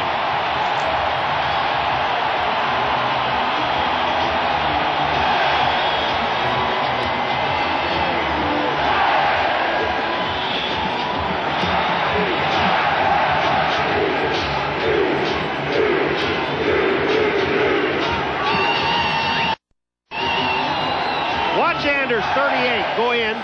Watch Anders 38 come back out again, and Okoye goes right off his tail for the touchdown. Just excellent blocking up front by the offensive line. It's a good football game. I'm sorry, the weather's bad, but it's still a good football game because anything can happen in this game. And earlier we saw what happened, that Sean McCarthy was unable to handle the snap in a downpour, and they never got the extra point try off after the second touchdown. So Kansas City, if they're able to convert here, will tie the game. Nick Lowry, who actually kicked for the Patriots at one point in his career back in '78, he was there briefly kicking while John Smith was injured. This one field goal made 7 extra points in as many tries, and he makes this extra point, and we're tied with 5:30 to play in the third quarter.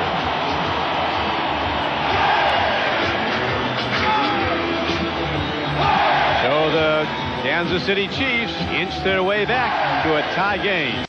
Line they need to do, but 38 is Anders, and Okoye is going to follow him right up into the hole. Look at Anders. He goes in, research hits. He gets hit again by Vincent Brown. Anders goes back into the playing field, and Okoye goes into the end zone. 6 points. John Vaughn and Scott Lockwood back again now for New England. 5:30 to play, third quarter. And Lowry, who's been perfect today, kicking the ball, 2 field goals and now an extra point. Hits it downfield, and here comes Lockwood looking at it. Got to run it back. Benny Thompson. The Big Red sweeps down on special teams, and under he goes. Now, you know, you're looking at Benny Thompson there that goes down on the kickoffs. I'm telling you about special teams guy. Now, here a guy goes to the Pro Bowl. For 11 years, and they were talking about when I played, but for 11 years, not only did I play, but I was on the special teams. And Crick, you've got to love special teams. It is more fun than football.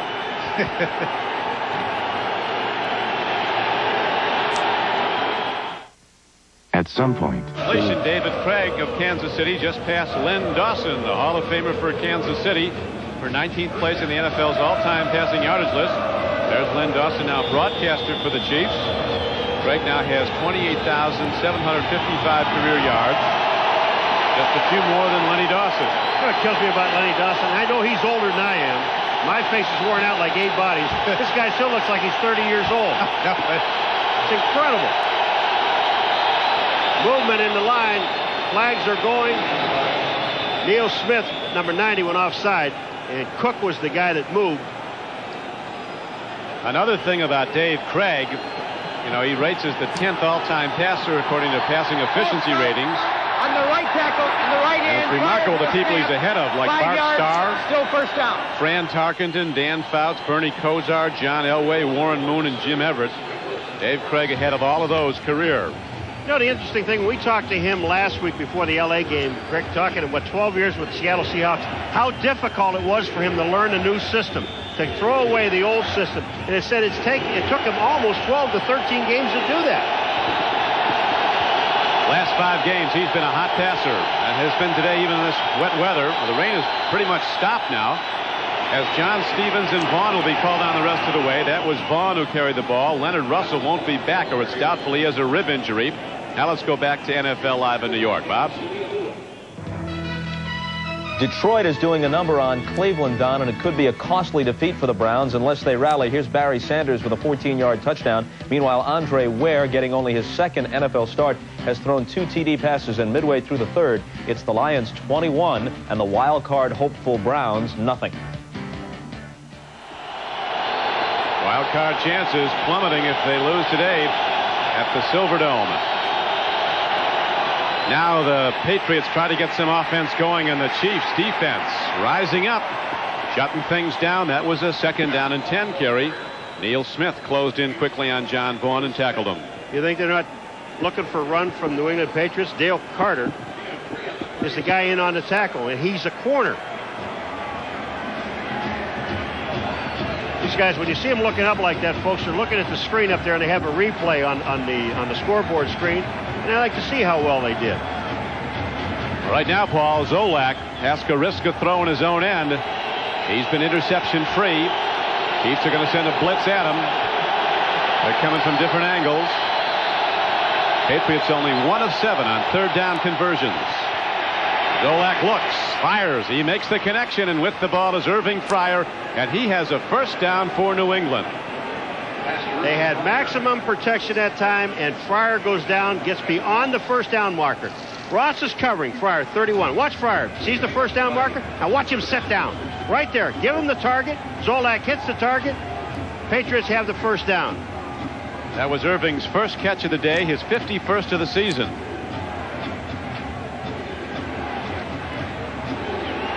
You could see them go to an end around to him at any time. They want to get the ball in his hands more. They had it in his hands just once. They missed a long try, you'll remember, in the 2nd quarter. Tried to hit him deep. Big strikes. That was Mincy, number 42, the free safety, coming over the top, leveling the ball carrier, John Stevens. I told you at the beginning of this ball game, this type of weather is a passer's dream. Because you're not going to make a living trying to run the football up the middle of the gun. Either one of these football teams, they're bunched inside. Joe Phillips is the guy that gets a piece of the ball carrier, but they're bunched inside. You're going to, in order to win this football game, first of all, you have to establish the run, which they've both been trying to do. But you've got to throw this football in order to win it. You're not going to win it on the ground. Let's see what they go to now. 2nd down for the Patriots. They need 7.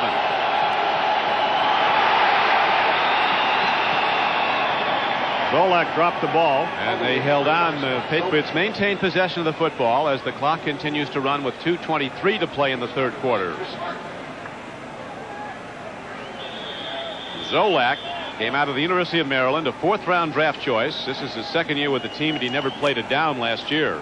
And it just dropped the ball. The snap was there. He's big, 6'5", 222. Now Greg Riccozzi comes in as the long snapper. Now he's in as the snapper. Zolak is under center. Patriots have fumbled the ball away only 1 time in the game, and no interceptions. That's been what's kept them in it. Gave them the lead early. Zolak thinks it over, takes it ahead, takes a hit at the 29-yard line. It was a 3rd down try, not close to a 1st down. Benny Thompson, number 46. Benny Thompson has done it all today. I'm telling you, this guy's all over the field. It's amazing New Orleans didn't protect him after he went to the Pro Bowl last year. Look at the time Zolak has, though. The offensive line, they're doing the job. Now Zolak decides to run. Benny Thompson decides to drill him. Nice play. Benny, another one of the standouts from Grambling. And Sean McCarthy's in to punt now. And Dale Carter goes back for the Kansas City Chiefs, standing at his 36-yard line.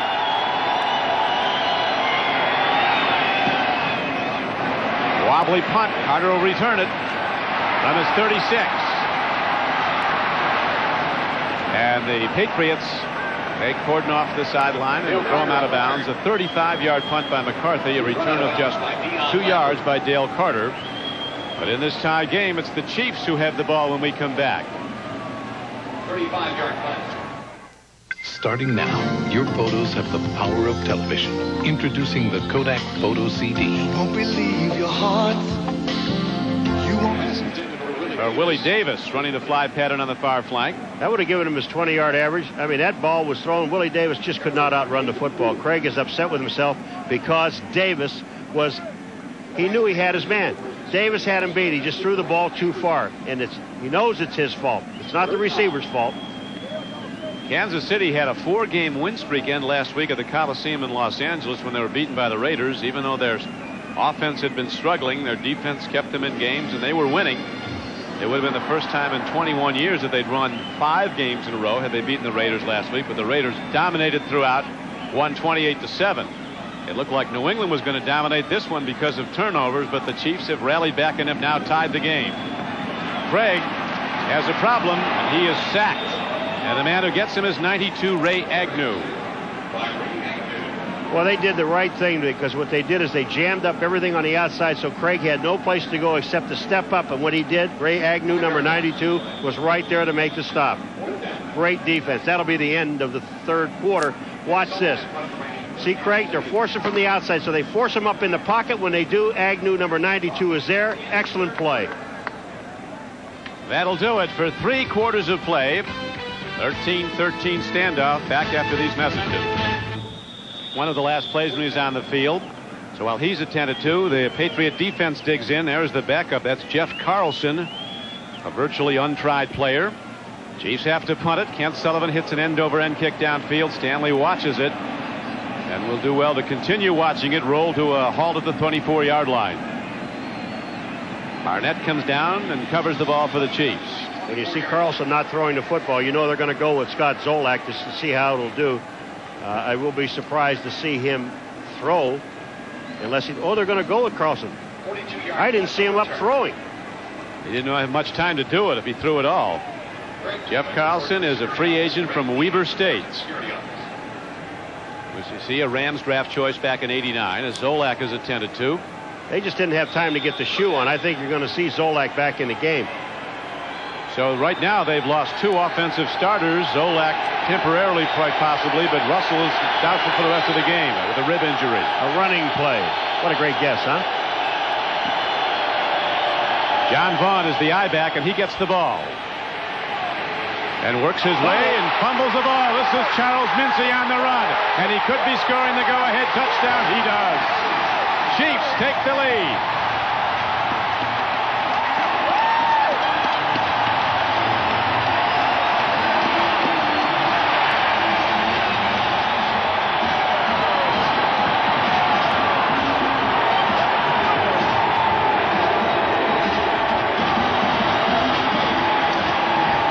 The first play of the game was a fumble for a touchdown. Good. First play of the third quarter is a fumble for a touchdown for the other team. Look at Mincy right there, 42, picks it up. Carlson, the quarterback, has no chance, and his touchdown. I said third quarter, fourth quarter. The opening play of the fourth quarter is a touchdown. The opening play of the first quarter was a touchdown. And the fumble count now, Paul, as we check it. Kansas City has fumbled the ball away 3 times. They fumbled it 5 times overall, but 2 of those 3 they fumbled away were turned into touchdowns by the Patriots. Now the Patriots have fumbled it away 2 times, and they've turned that into 10 points. So the Chiefs were down, but finally their defense rises up again and gives them the lead. Losing in adversity are, in truth, learning experiences. The Patriots should have graduate degrees from Harvard. Bad luck continues. A fumble by 24. John Vaughn turned into the go-ahead touchdown by Kansas City. Now the kickoff goes to Scott Lockwood. That does good work, and he holds on. So the ball is out to the 36-yard line. 14:28 to play, almost the entire fourth quarter. Keith Cash was the tackler for the Chiefs. Jeff Carlson is still the man. Apparently Scott Zolak's ailing ankle has limited his mobility enough that the coaches have decided they've got to go with Jeff Carlson. He's not played since last year when he played for the Giants. And it wasn't Carlson's fault either on the play. Vaughn just fumbled the football away. I mean, the hole was there. Happens in the best of families. You bet. And you just wonder how much they're going to let Carlson throw the ball.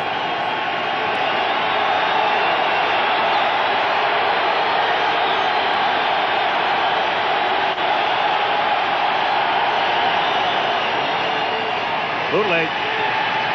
Zolak buys time, and then tries to get to his tight end, Marv Cook. That was Carlson, rather, buying time and getting it downfield to Marv Cook. But he comes in a bit short. Well, first of all, you're cold. That's number one. Run a bootleg and nobody takes the fake. Watch what happens to Carlson. Here comes the bootleg. See the bootleg? You're out here by yourself, basically. All right, here comes Griffin, and he's in your face. Neil Smith is coming. I mean, unless you get yourself set, you can't get the ball downfield. You got to get your feet set and be in a passing position. He was not, due to the defense. Zolak, you see, still on the bench. 5 of 10 for 64 yards today. Threw no interceptions.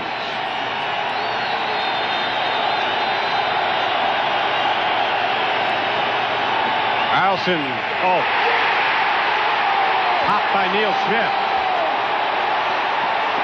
13 sacks for this man heading back to the Pro Bowl. And a half. He got a half a sack. He got a half earlier, right? Yeah. 13 and a half sacks. I mean, it just looked like he just kept right on coming and no one even slowed him down. Neil Smith watches Carlson's back and he pumps one time and then Smith just drills him. Smith, he got a little shake and bake. Don't give up your day job, Neil. He gave Neil a business about his sunglasses yesterday. Yeah, he said those are racing glasses.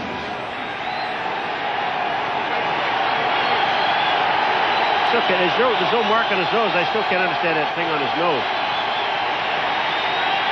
Carlson better unload or do something, so he runs and gets out to the 36-yard line. He got back to the original line of scrimmage before he was sacked. Neil Smith tackled him. Now, if that's behind the line of scrimmage, that's another sack, isn't it? Good point. Because Neil Smith is the guy that makes the play. I think it is. Carlson has no place to go. Watch this. I mean, that's defensive secondary coverage. So when he starts upfield on the left coming in, here's Neil Smith.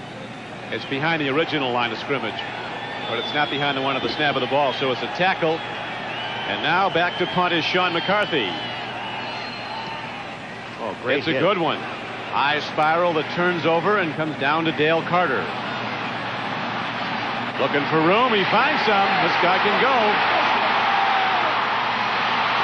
Carter, as a penalty marker goes down, still on the run, is finally hauled down inside the 10-yard line. But let's see what the penalty marker brings. Probably an illegal block. It's Muncie blocks McCarthy. Number 42 clips him. He's trying to get out in front to get Carter. He knew, you could see him just as he's getting to the block.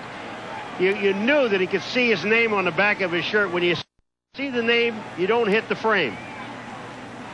So Muncie, number 42, is trying to help out. It's a 71-yard return that comes back. Yeah, there's going to be a blocking from behind. But as is usually the case, Paul, it wouldn't have gone 71 yards if there hadn't been an illegal block. Illegal block in the back against the return team. 10 yards from the spot of the foul. First down. All right, watch this. Here comes Muncie. Carter breaks back to the other side. Gets an excellent block right here. But watch up where you see number 11, the punter. He's coming into play. There is the clip right there. Besides, Carter steps out of bounds at about the 48-yard line anyway. Now we get word, Crick, that Zolak will not return to the ball game. So apparently that ankle, his right ankle, ailing. He has no mobility with that injury, and they have to go back to backup Jeff Carlson. Right now, Craig is going to look to run the ball on the clock as Kansas City leads for the first time in the game by 7. Fred Smirlis. I was going to say, guess who's in the game? I think that's 1,728 offsides. Freddie. Now there's the ball right there. Babb has got the ball. Nobody moves.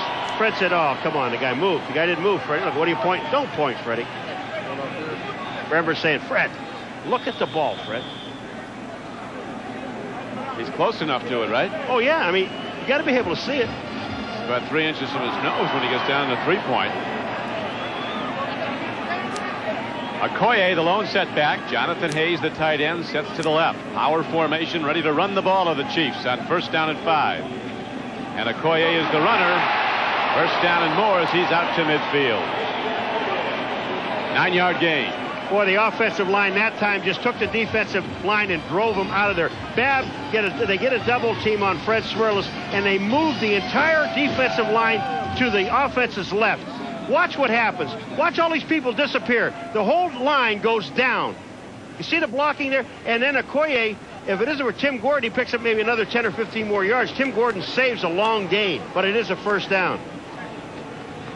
A workmanlike performance by Christian Okoye. He's run the ball now 21 times for 66 yards.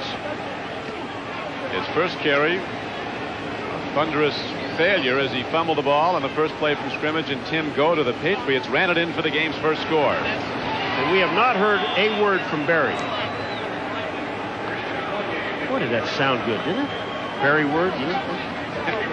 Well, Christian Okoye, we had both Barry Word and Okoye talking to him yesterday, and they really are great friends, and they support each other very well, and they knew that Christian would be the starter today, and he said the same thing that Dickerson told us out in California. A running back has to carry the ball between 25 and 35 times a ball game. There's Barry Word.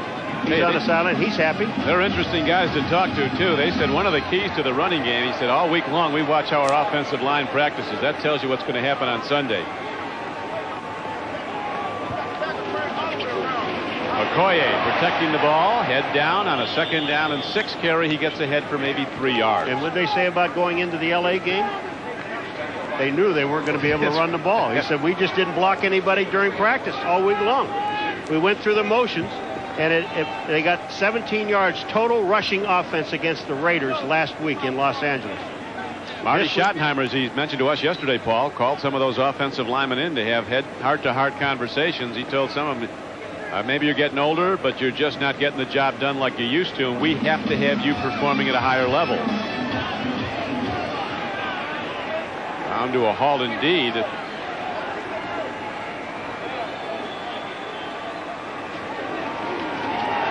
Great play fake by Craig. Lofts a long ball. Going downfield is Willie Davis. He's in for a touchdown.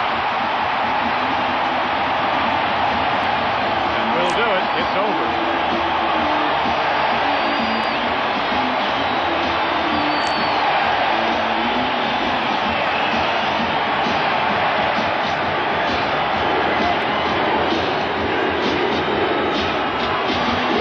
Folks, if you wonder what happened on this play, now I want you guys to hold this for just a second. You stop here on the play action, stop it. What happens is there's only one guy in the pattern. That's Willie Davis. He's the only guy in the pattern. He was one-on-one on Hurst, and he beat him cleanly. And when they read that, you got to believe the audible eyes. Watch when you look downfield, you will see no other white shirts except Hurst and the red-shirted Davis, and it's touchdown. One man in the pattern. Davis with that deep speed. His 3rd touchdown catch of the year. Another fine throw by Dave Craig. The extra point knocked up and through by Nick Lowry. And so with 10:20 left to play in the game, the Chiefs have completely turned this around, and they now own the game. Genuine draft. Get out of the old, get into the cold.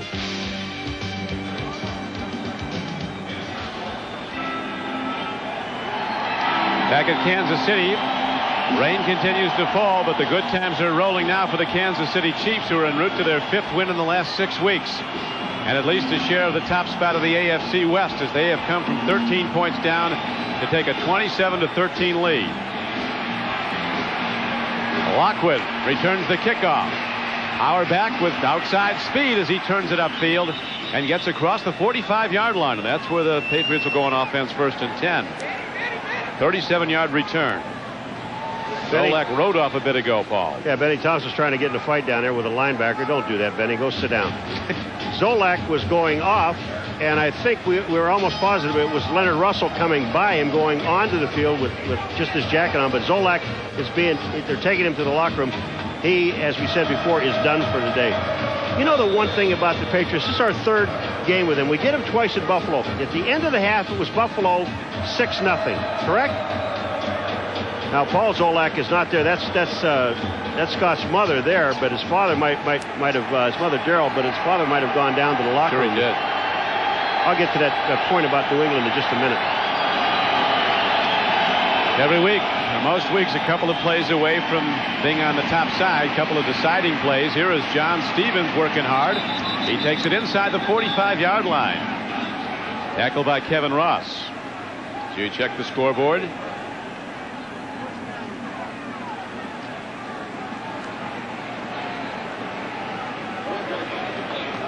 Chicago Bears making Mike Singletary's last home game a winning one. 23-3 in the 4th quarter. Atlanta up 35-7. Detroit 21-7 over Cleveland. Well, that's got to be hard pressed for Cleveland. Colts offense is stopped. They won with just 2 field goals last week in New England. They have just 1 today against the Jets and are down 6-3 in the 4th quarter. Stevens taking on people. Took on Carter. I'll tell you, Derek Thomas misses him. And then Carter comes up and just drills him. Watch on the outside. Here's Derek Thomas. He misses. I think Carter gets drilled. He goes down. Wait a minute now. Hold on. Bam! But I'll guarantee you, John Stevens only picked up maybe a half a yard. Carter was there. When we're talking about the Patriots, remember we did the Bills game? It was 6-0. They were losing up there, and then they got blown out in the second half. Then in Buffalo, they were winning by 7 at the halftime and got beat there. And here they are in this ball game here. They were ahead at halftime, and now they're losing by 14 in the 4th quarter. Marv Cook said last night he's had 4 years of losing with the Patriots, and when you look at the films, it just drives you crazy how close they are to winning so many weeks.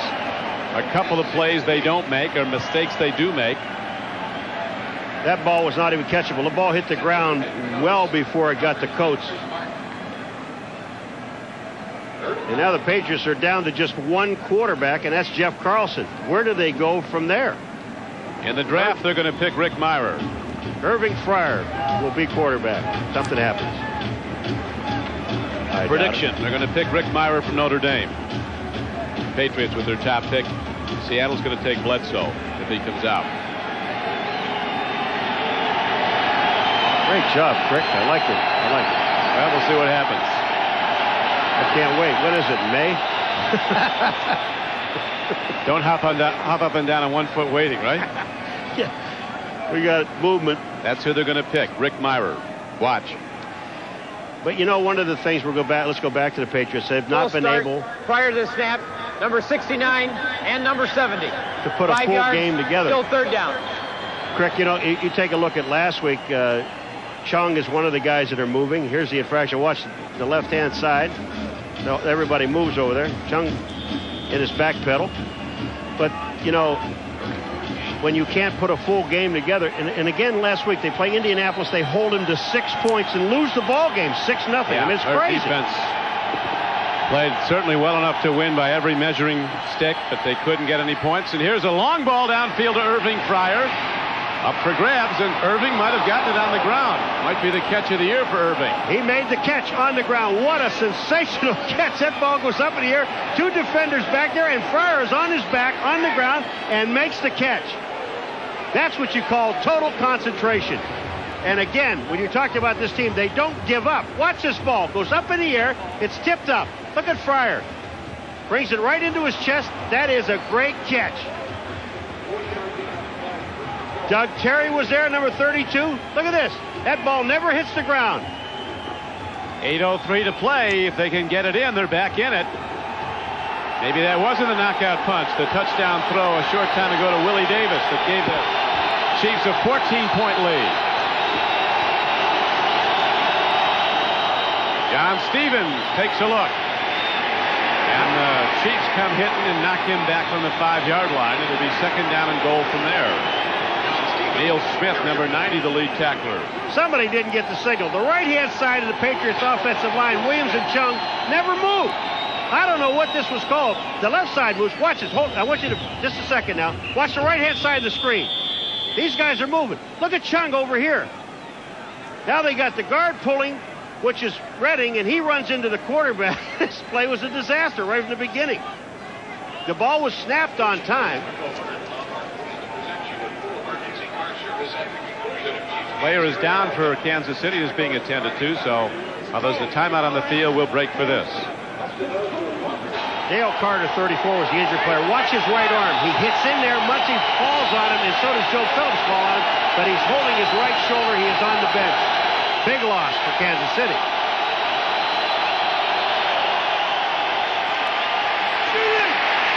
Carlson on the run, goes to the end zone. He makes the connection. Touchdown, New England.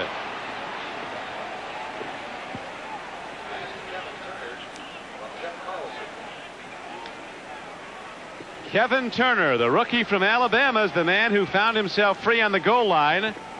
And he falls in with the touchdown, and the Patriots are back in the game. Credit Carlson. Now watch the big jam up in the middle. Then he backs away, and off his back foot, going the other way, finally hits Turner in the end zone. That's a nice throw. Very nice. He gets hit by Neil Smith right here, but I mean, he got the ball in the end zone. The only thing he's concerned about is they got touchdown. They're back in the game. And never saw the fruits of his labor. He just saw Neil Smith. You'll see it on film tomorrow. Extra point hit up and good by Charlie Bauman, and with 7:14 left, the Patriots cut the Kansas City lead to 7 points. And as you point out, Paul, the rain has begun to fall harder, so we could have the turnover count start to rise. Tonight, don't miss a special. Ball deep in their territory. You hold them. Now you're going to get excellent field position. If you try an onside kick in this situation here, which they have nothing to lose, but if they did, and the Kansas City Chiefs gets the ball, they have a short distance to try to get a field goal with a kicker like Lowry. So your best bet, your safest bet, is to kick it deep and try to pin them deep in their own territory, and then of course, hold them.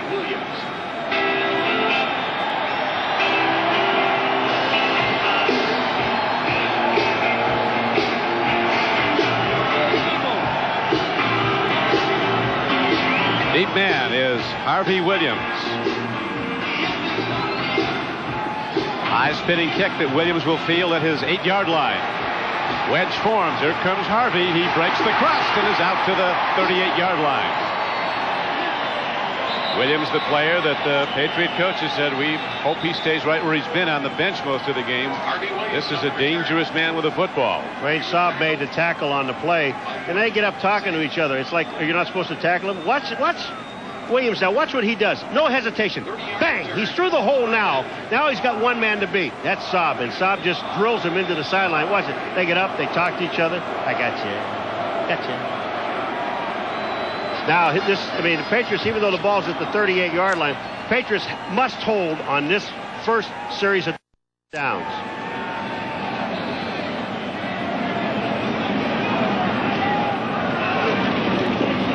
Okoye, they hold him, but they do it 5 yards downfield as he powers the ball out close to the 42-yard line.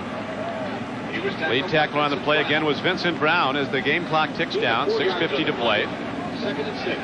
You know, the thing about Okoye that's really interesting when he runs, and especially as a time runner offer of the clock. And I mean that Okoye is so big that it takes 3 or 4 guys to get him, which takes time.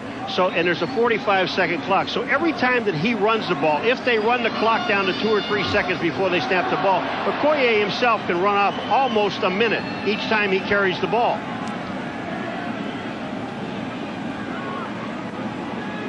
The ball is spotted. It is second down and 6. Play fake. Dave Craig fires it out. Makes the completion. Tim Barnett spins off tacklers. He's to the 44-yard line of New England. Gets a first down for the Chiefs. Tim Barnett's first catch of the day, 21st of the year. Craig was trying to throw the ball out in the flat. You see him talking to Jonathan Hayes. That's the man he wanted to throw the ball to. If you look at Craig to the right of the screen, see number 85? He's looking at him. He's tied up. So what he does, he turns around and dumps the ball to Barnett right there, who picks up the first down. Throws it low. The defense can't get to it. They're inside the 45-yard line. Clock is running. Dale Carter, we're informed, there's Joe Collier, the defensive coordinator of the Patriots. My old coach. Dale Carter with an injured right shoulder for Kansas City, and his return is questionable at this point. And a number of injuries in this game. Right now, the Chiefs holding to a 7-point lead. Go back to the power game. Okoye slowed behind the line of scrimmage. And the Patriots might have the ball. For sure, Okoye didn't have it when he hit the ground. Johnny Rembert was the guy who popped and freed it. David Howard is the guy that picked it up, number 99. Okoye went into the line, and that ball just came out in a heartbeat. Watch Johnny, 52. Johnny's in the backfield. Watch this. Okoye gets the ball. Rembert reaches in and pops the... Oh, excuse me. That's Vincent Brown, number 59, that picks it, knocks the ball out. And then Howard ends up getting the football. What a great turner of events for the New England Patriots. They're now definitely back in the ball game. Vincent Brown was the man. So the Patriots have the ball at their 43-yard line. Look at Vincent Brown. It's not going to be blocked. He just reaches in and pulls the ball right out of Okoye's hand. Great defensive play. And again, the intensity of the rain picks up. John Stevens protecting the ball. The Chiefs hunting it. Joe Phillips, number 75, was the man who made the play. Game clock down to 5 minutes to go and running. 27-20 Kansas City. If Jeff Carlson should go down, Sean McCarthy, the punter, is the next quarterback to come in, such as he is at that position. Hugh Millen, of course, out with a shoulder injury. He re-injured it last week against the Colts. Tommy Hudson out for the season with a thumb fracture. Now, if I'm going to attack this defense right now, you've got Irving Fryer up on J.C. Pearson, who hasn't been playing all day long. There's where you go.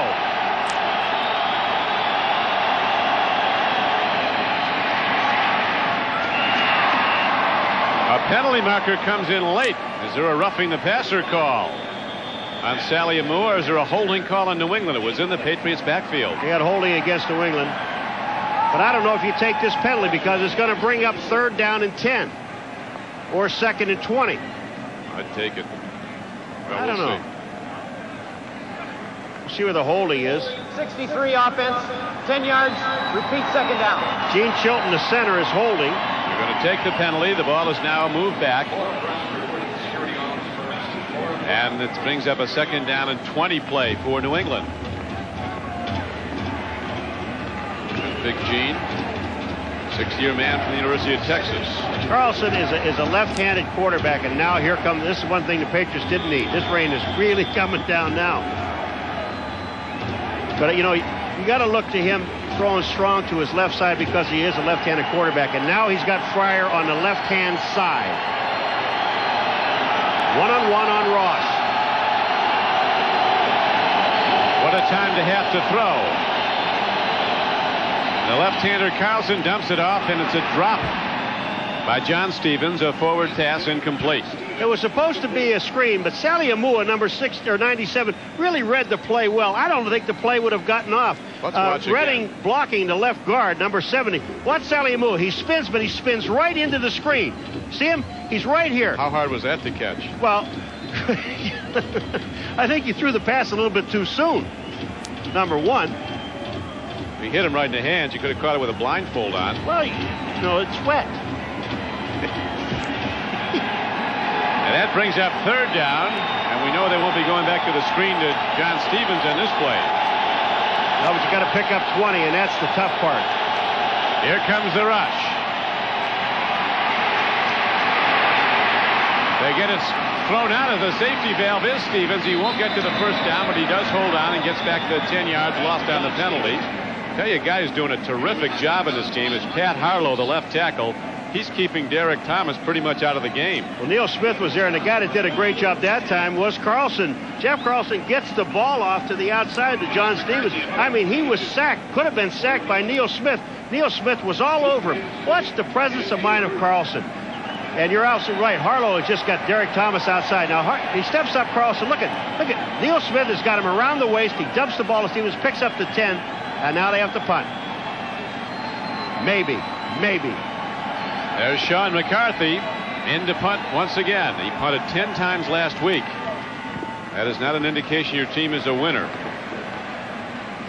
J.J. Burton goes back because of the injury to Dale Carter. Nicely fair catches the ball. A 39-yard punt by McCarthy in the rain. 4:06 to play in the game. And the Chiefs, holding to a 7-point lead, will have the ball when we come back. Back at Arrowhead Stadium in Kansas City. The faithful hang in, and they've watched their Chiefs roll back under Marty Schottenheimer. As you look at the fumble count, 6 fumbles for the Chiefs. They've lost 4 of them. This is the team that's #1 on the NFL on the plus side and giveaway takeaway. They were plus 20 coming in. The Patriots were minus 12, and they were last in the league. Okoye has been the workhorse back all day long as he, on a slant run, brings the ball out across the 20-yard line, close to the 22. Okoye now with 26 carries in this game for 82 yards. And tackled again by Vincent Brown. All I want. You're not going to have that the way you're going. Home field advantage. You got to catch Buffalo and Pittsburgh.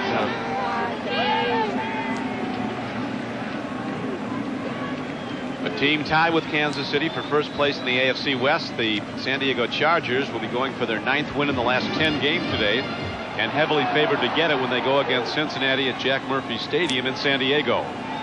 And if the Patriots hold on this play here, they should call timeout. They have 3 of them and a 2-minute warning, which is 4. Our run again on a 2nd down play and 7. Ball is advanced close to the 21-yard line, and they do call the timeout. I mean, there's no sense of going in with timeouts in this game or any other game in the locker room. So Coach Scarnecchia can only wait and hope his team gets it back for another shot at the end zone. Back to the side, I went over to Barry Word, showed him his hands. Barry said, look, I haven't even warmed up in 3.5 hours. Don't even think about coming out of the ball game. Just stay there, son. I'll applaud for you. I'll just stay here and keep warm under this nice coat. Barry's cheering him on. Final score in. The 49ers win again. They go to 12-2, winning at Minnesota 20-17.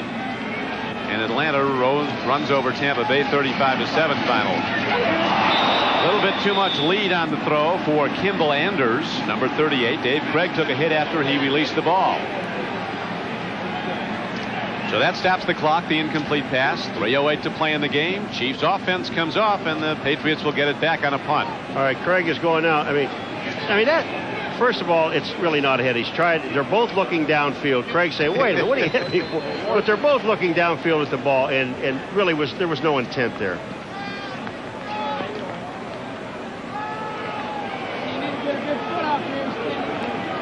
That play I don't think got a call, though. That little play action deal, you know, with 4th and about 2.5 yards in charge to go. Okoye just picked up 8.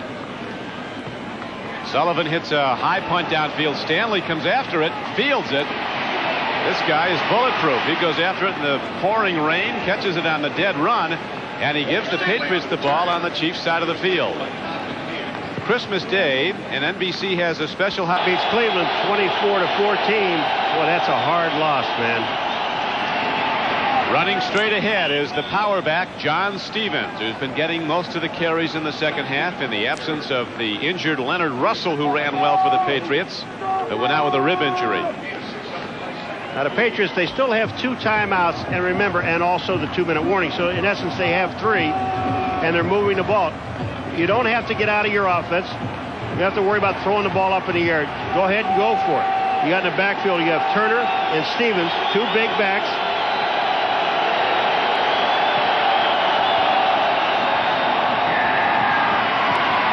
Stevens breaks into the secondary. He's to the 25-yard line with 2:15 to play.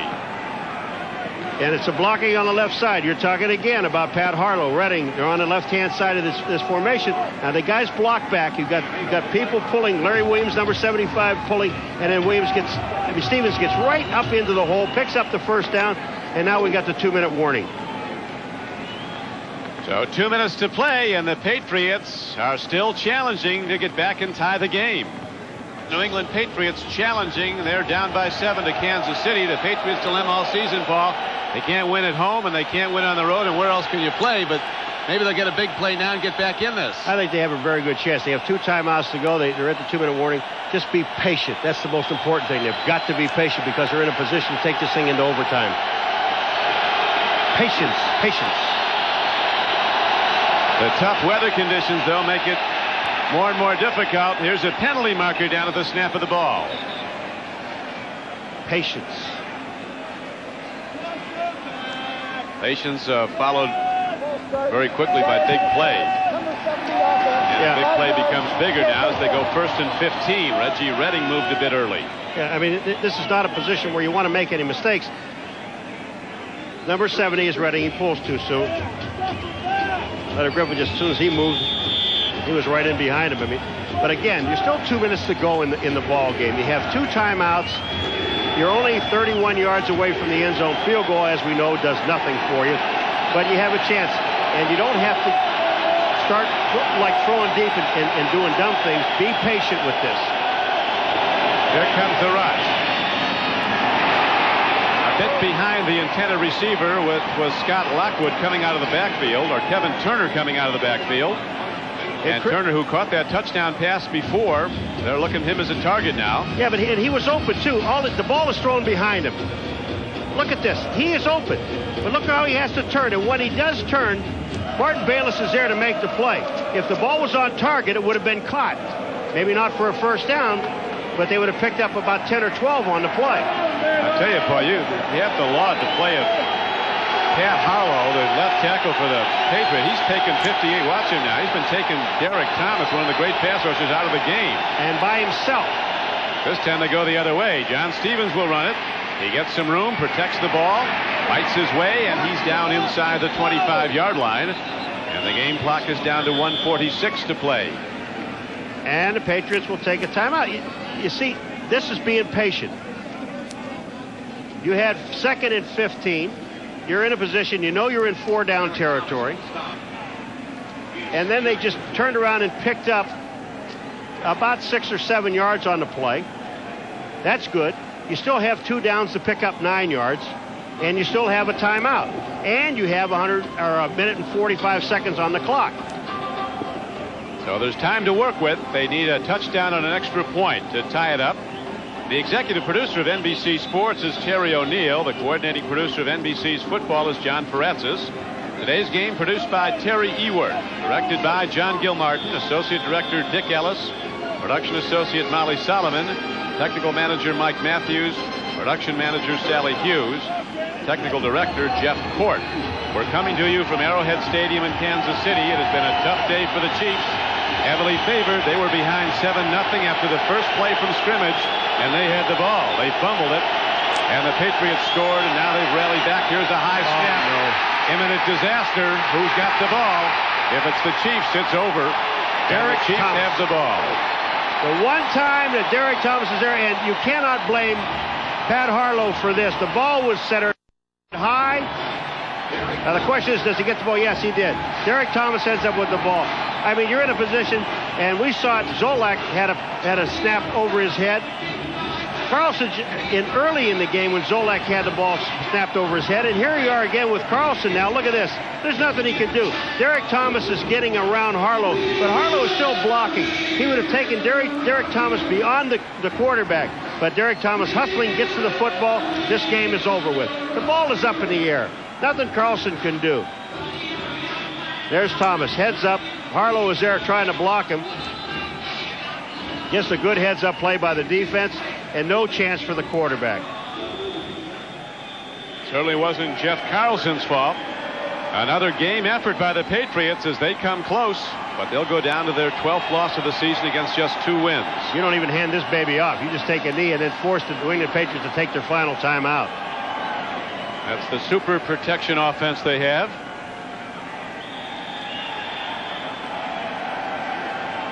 Dave Craig wisely downs the ball, and the Patriots call and are allotted their final timeout with 1:38 left to play. So all Dante Scarnecchia and the Patriots can hope for now is that somehow there's an errant snap and the ball comes free on the field. It probably won't happen. I think one of the things talking to this team yesterday, and you know, when you look at the attitude, this team has not quit. Boy, and they've had every opportunity this year because all the things that have gone bad, that could go bad, went bad for them.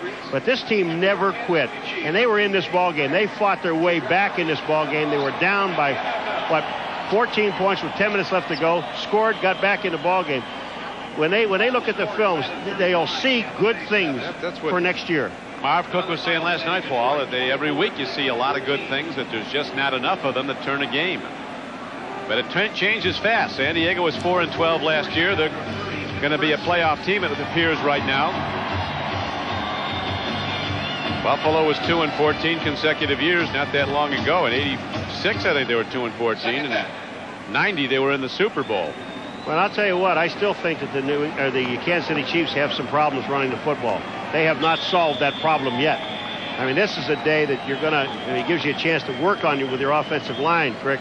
But what I've seen, pounding away at the line is not going to win football games for them going down the stretch. And they still have a major problem with this offensive line blocking. And as the people point out, if you can't run at the playoffs, you can't win. Your first playoff game will be your last one. You've got to run the ball to win in the playoffs. Especially with this team, because this team depends so much on Craig in the play action situation. And the only thing that sets up play action is running the football, because all play action plays come off of running plays. Tim Grunhard, who's graded out as the best offensive lineman for the Chiefs this year, the young center, he's been out with an injury, and the running game really stopped when he went out. Now we're going to check the Hager wrinkle-free cotton play of the game. Number 42 is Mincy at the lower left-hand portion of your screen. He will come up, pick up the fumble. There it is, a room service, 2 hops, and off he goes. Much like Tim Go to the Patriots did earlier in the game at the same end of the field. And the man who made the tackle was Lonnie Martz, number 51. Knocked it free. So that's going to just about do it here as the game clock ticks away. The Patriots powerless to stop it. So after their long day getting here, they have another long trip back to Boston. And Coach Schottenheimer saw some things he has to like, particularly the tenacity of his team when they were way down, fighting their way back to take the lead. Well, the problem is that there should be 3 seconds on the clock, and they got down to 1 second because there is going to be a penalty on this play because of delay of game. Now, but the Patriots are looking and say, wait a minute, this is 4th down. There should be 3 seconds on the clock. I think they'll change that, but what's happening is that Kansas City will take a snap. They will take a snap. They got to put it in play, and then the clock will start. But there should be more than 1 second on this clock, Rick. There should be 3. Well, referee Nemmers is going to make sure that they have the right number up. And here he is to say, set the game clock at 4 seconds, please. There you go. 3 more. That's good. Now what do the Kansas City Chiefs do? They snap the ball, because remember, if the play is blown dead, I would snap the ball and run around a little bit with it if you're going to do that.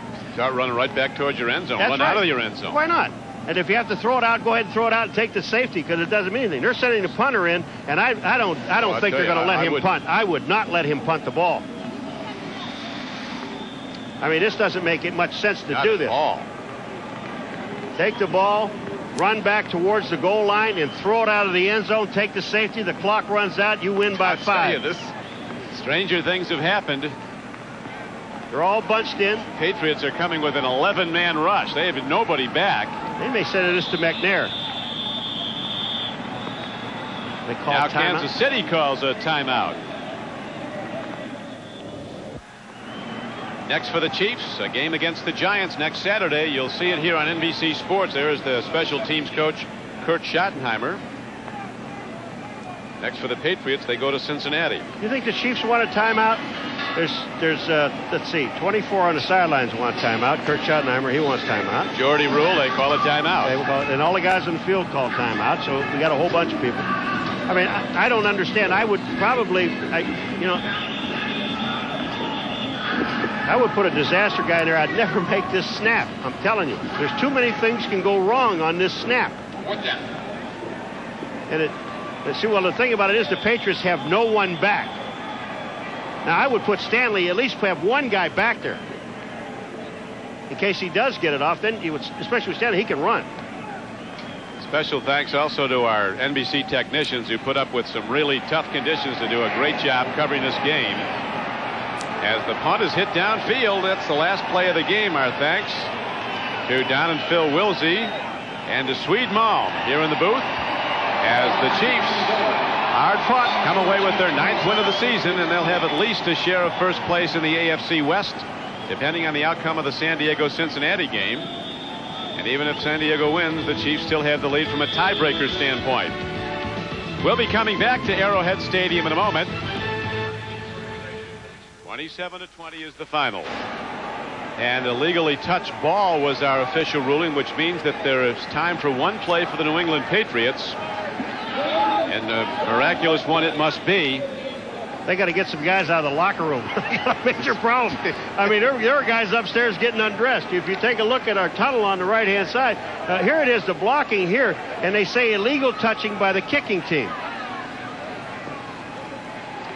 It's rolling.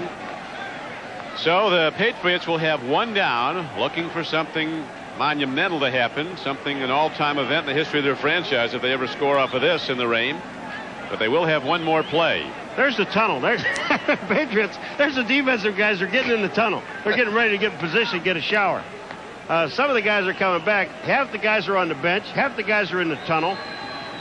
And they're going to throw a ball downfield. Now, let me tell you something. These guys are not allowed on this side of the field. You're not allowed over here. This will be a penalty. They got to be at it. They got to be on their side of the field. Well, no official is warning him of that fact. Well, there's some coaches down there also. I mean, you got to get your people. Technically, these guys are not allowed on this side of the field. Well, here comes our final play after what we thought was the final play. Oh, and then they got movement. Chung moved. So what it has come down to after this long day in the rain is some bad news Bears football to close it out. The lights are also not working very well. We're going to be in darkness here in a moment. They started turning the lights out here, and now they can't get them back on again. Number 69, prior to the snap, the clock was not running. There will still be an opportunity for one play after a 5-yard penalty. And this is what they call the illegal touching of the ball. Touching of a very wet ball. That's right. I always thought you can down it, but I guess the last play of the game, you're not allowed to down it. But I'm still concerned about the guys in the tunnel because they're on the wrong side of the field, and that is also a penalty. Here it is, the final play of the game. Could it be a safety? Carlson lofts it downfield. It's picked off. It might be a score. Now they're not even going to try. Martin Bayless picks it off, and that officially ends the game and gives the Kansas City Chiefs their victory. A 27-20 win over the New England Patriots. So the Chiefs go to 9-5 and will have at least a share of first place in the AFC West at the end of the day. And it really is. They're all big wins, but I mean, for the Chiefs, I mean, they really got to scare the New England Patriots. You're going to see a lot of positive things in the film when they look at it tomorrow, Craig. But they fall now to 2-12, heading to Cincinnati next week. Now for Paul McGuire, this is Don Crickey, the Old Spice NFL Live.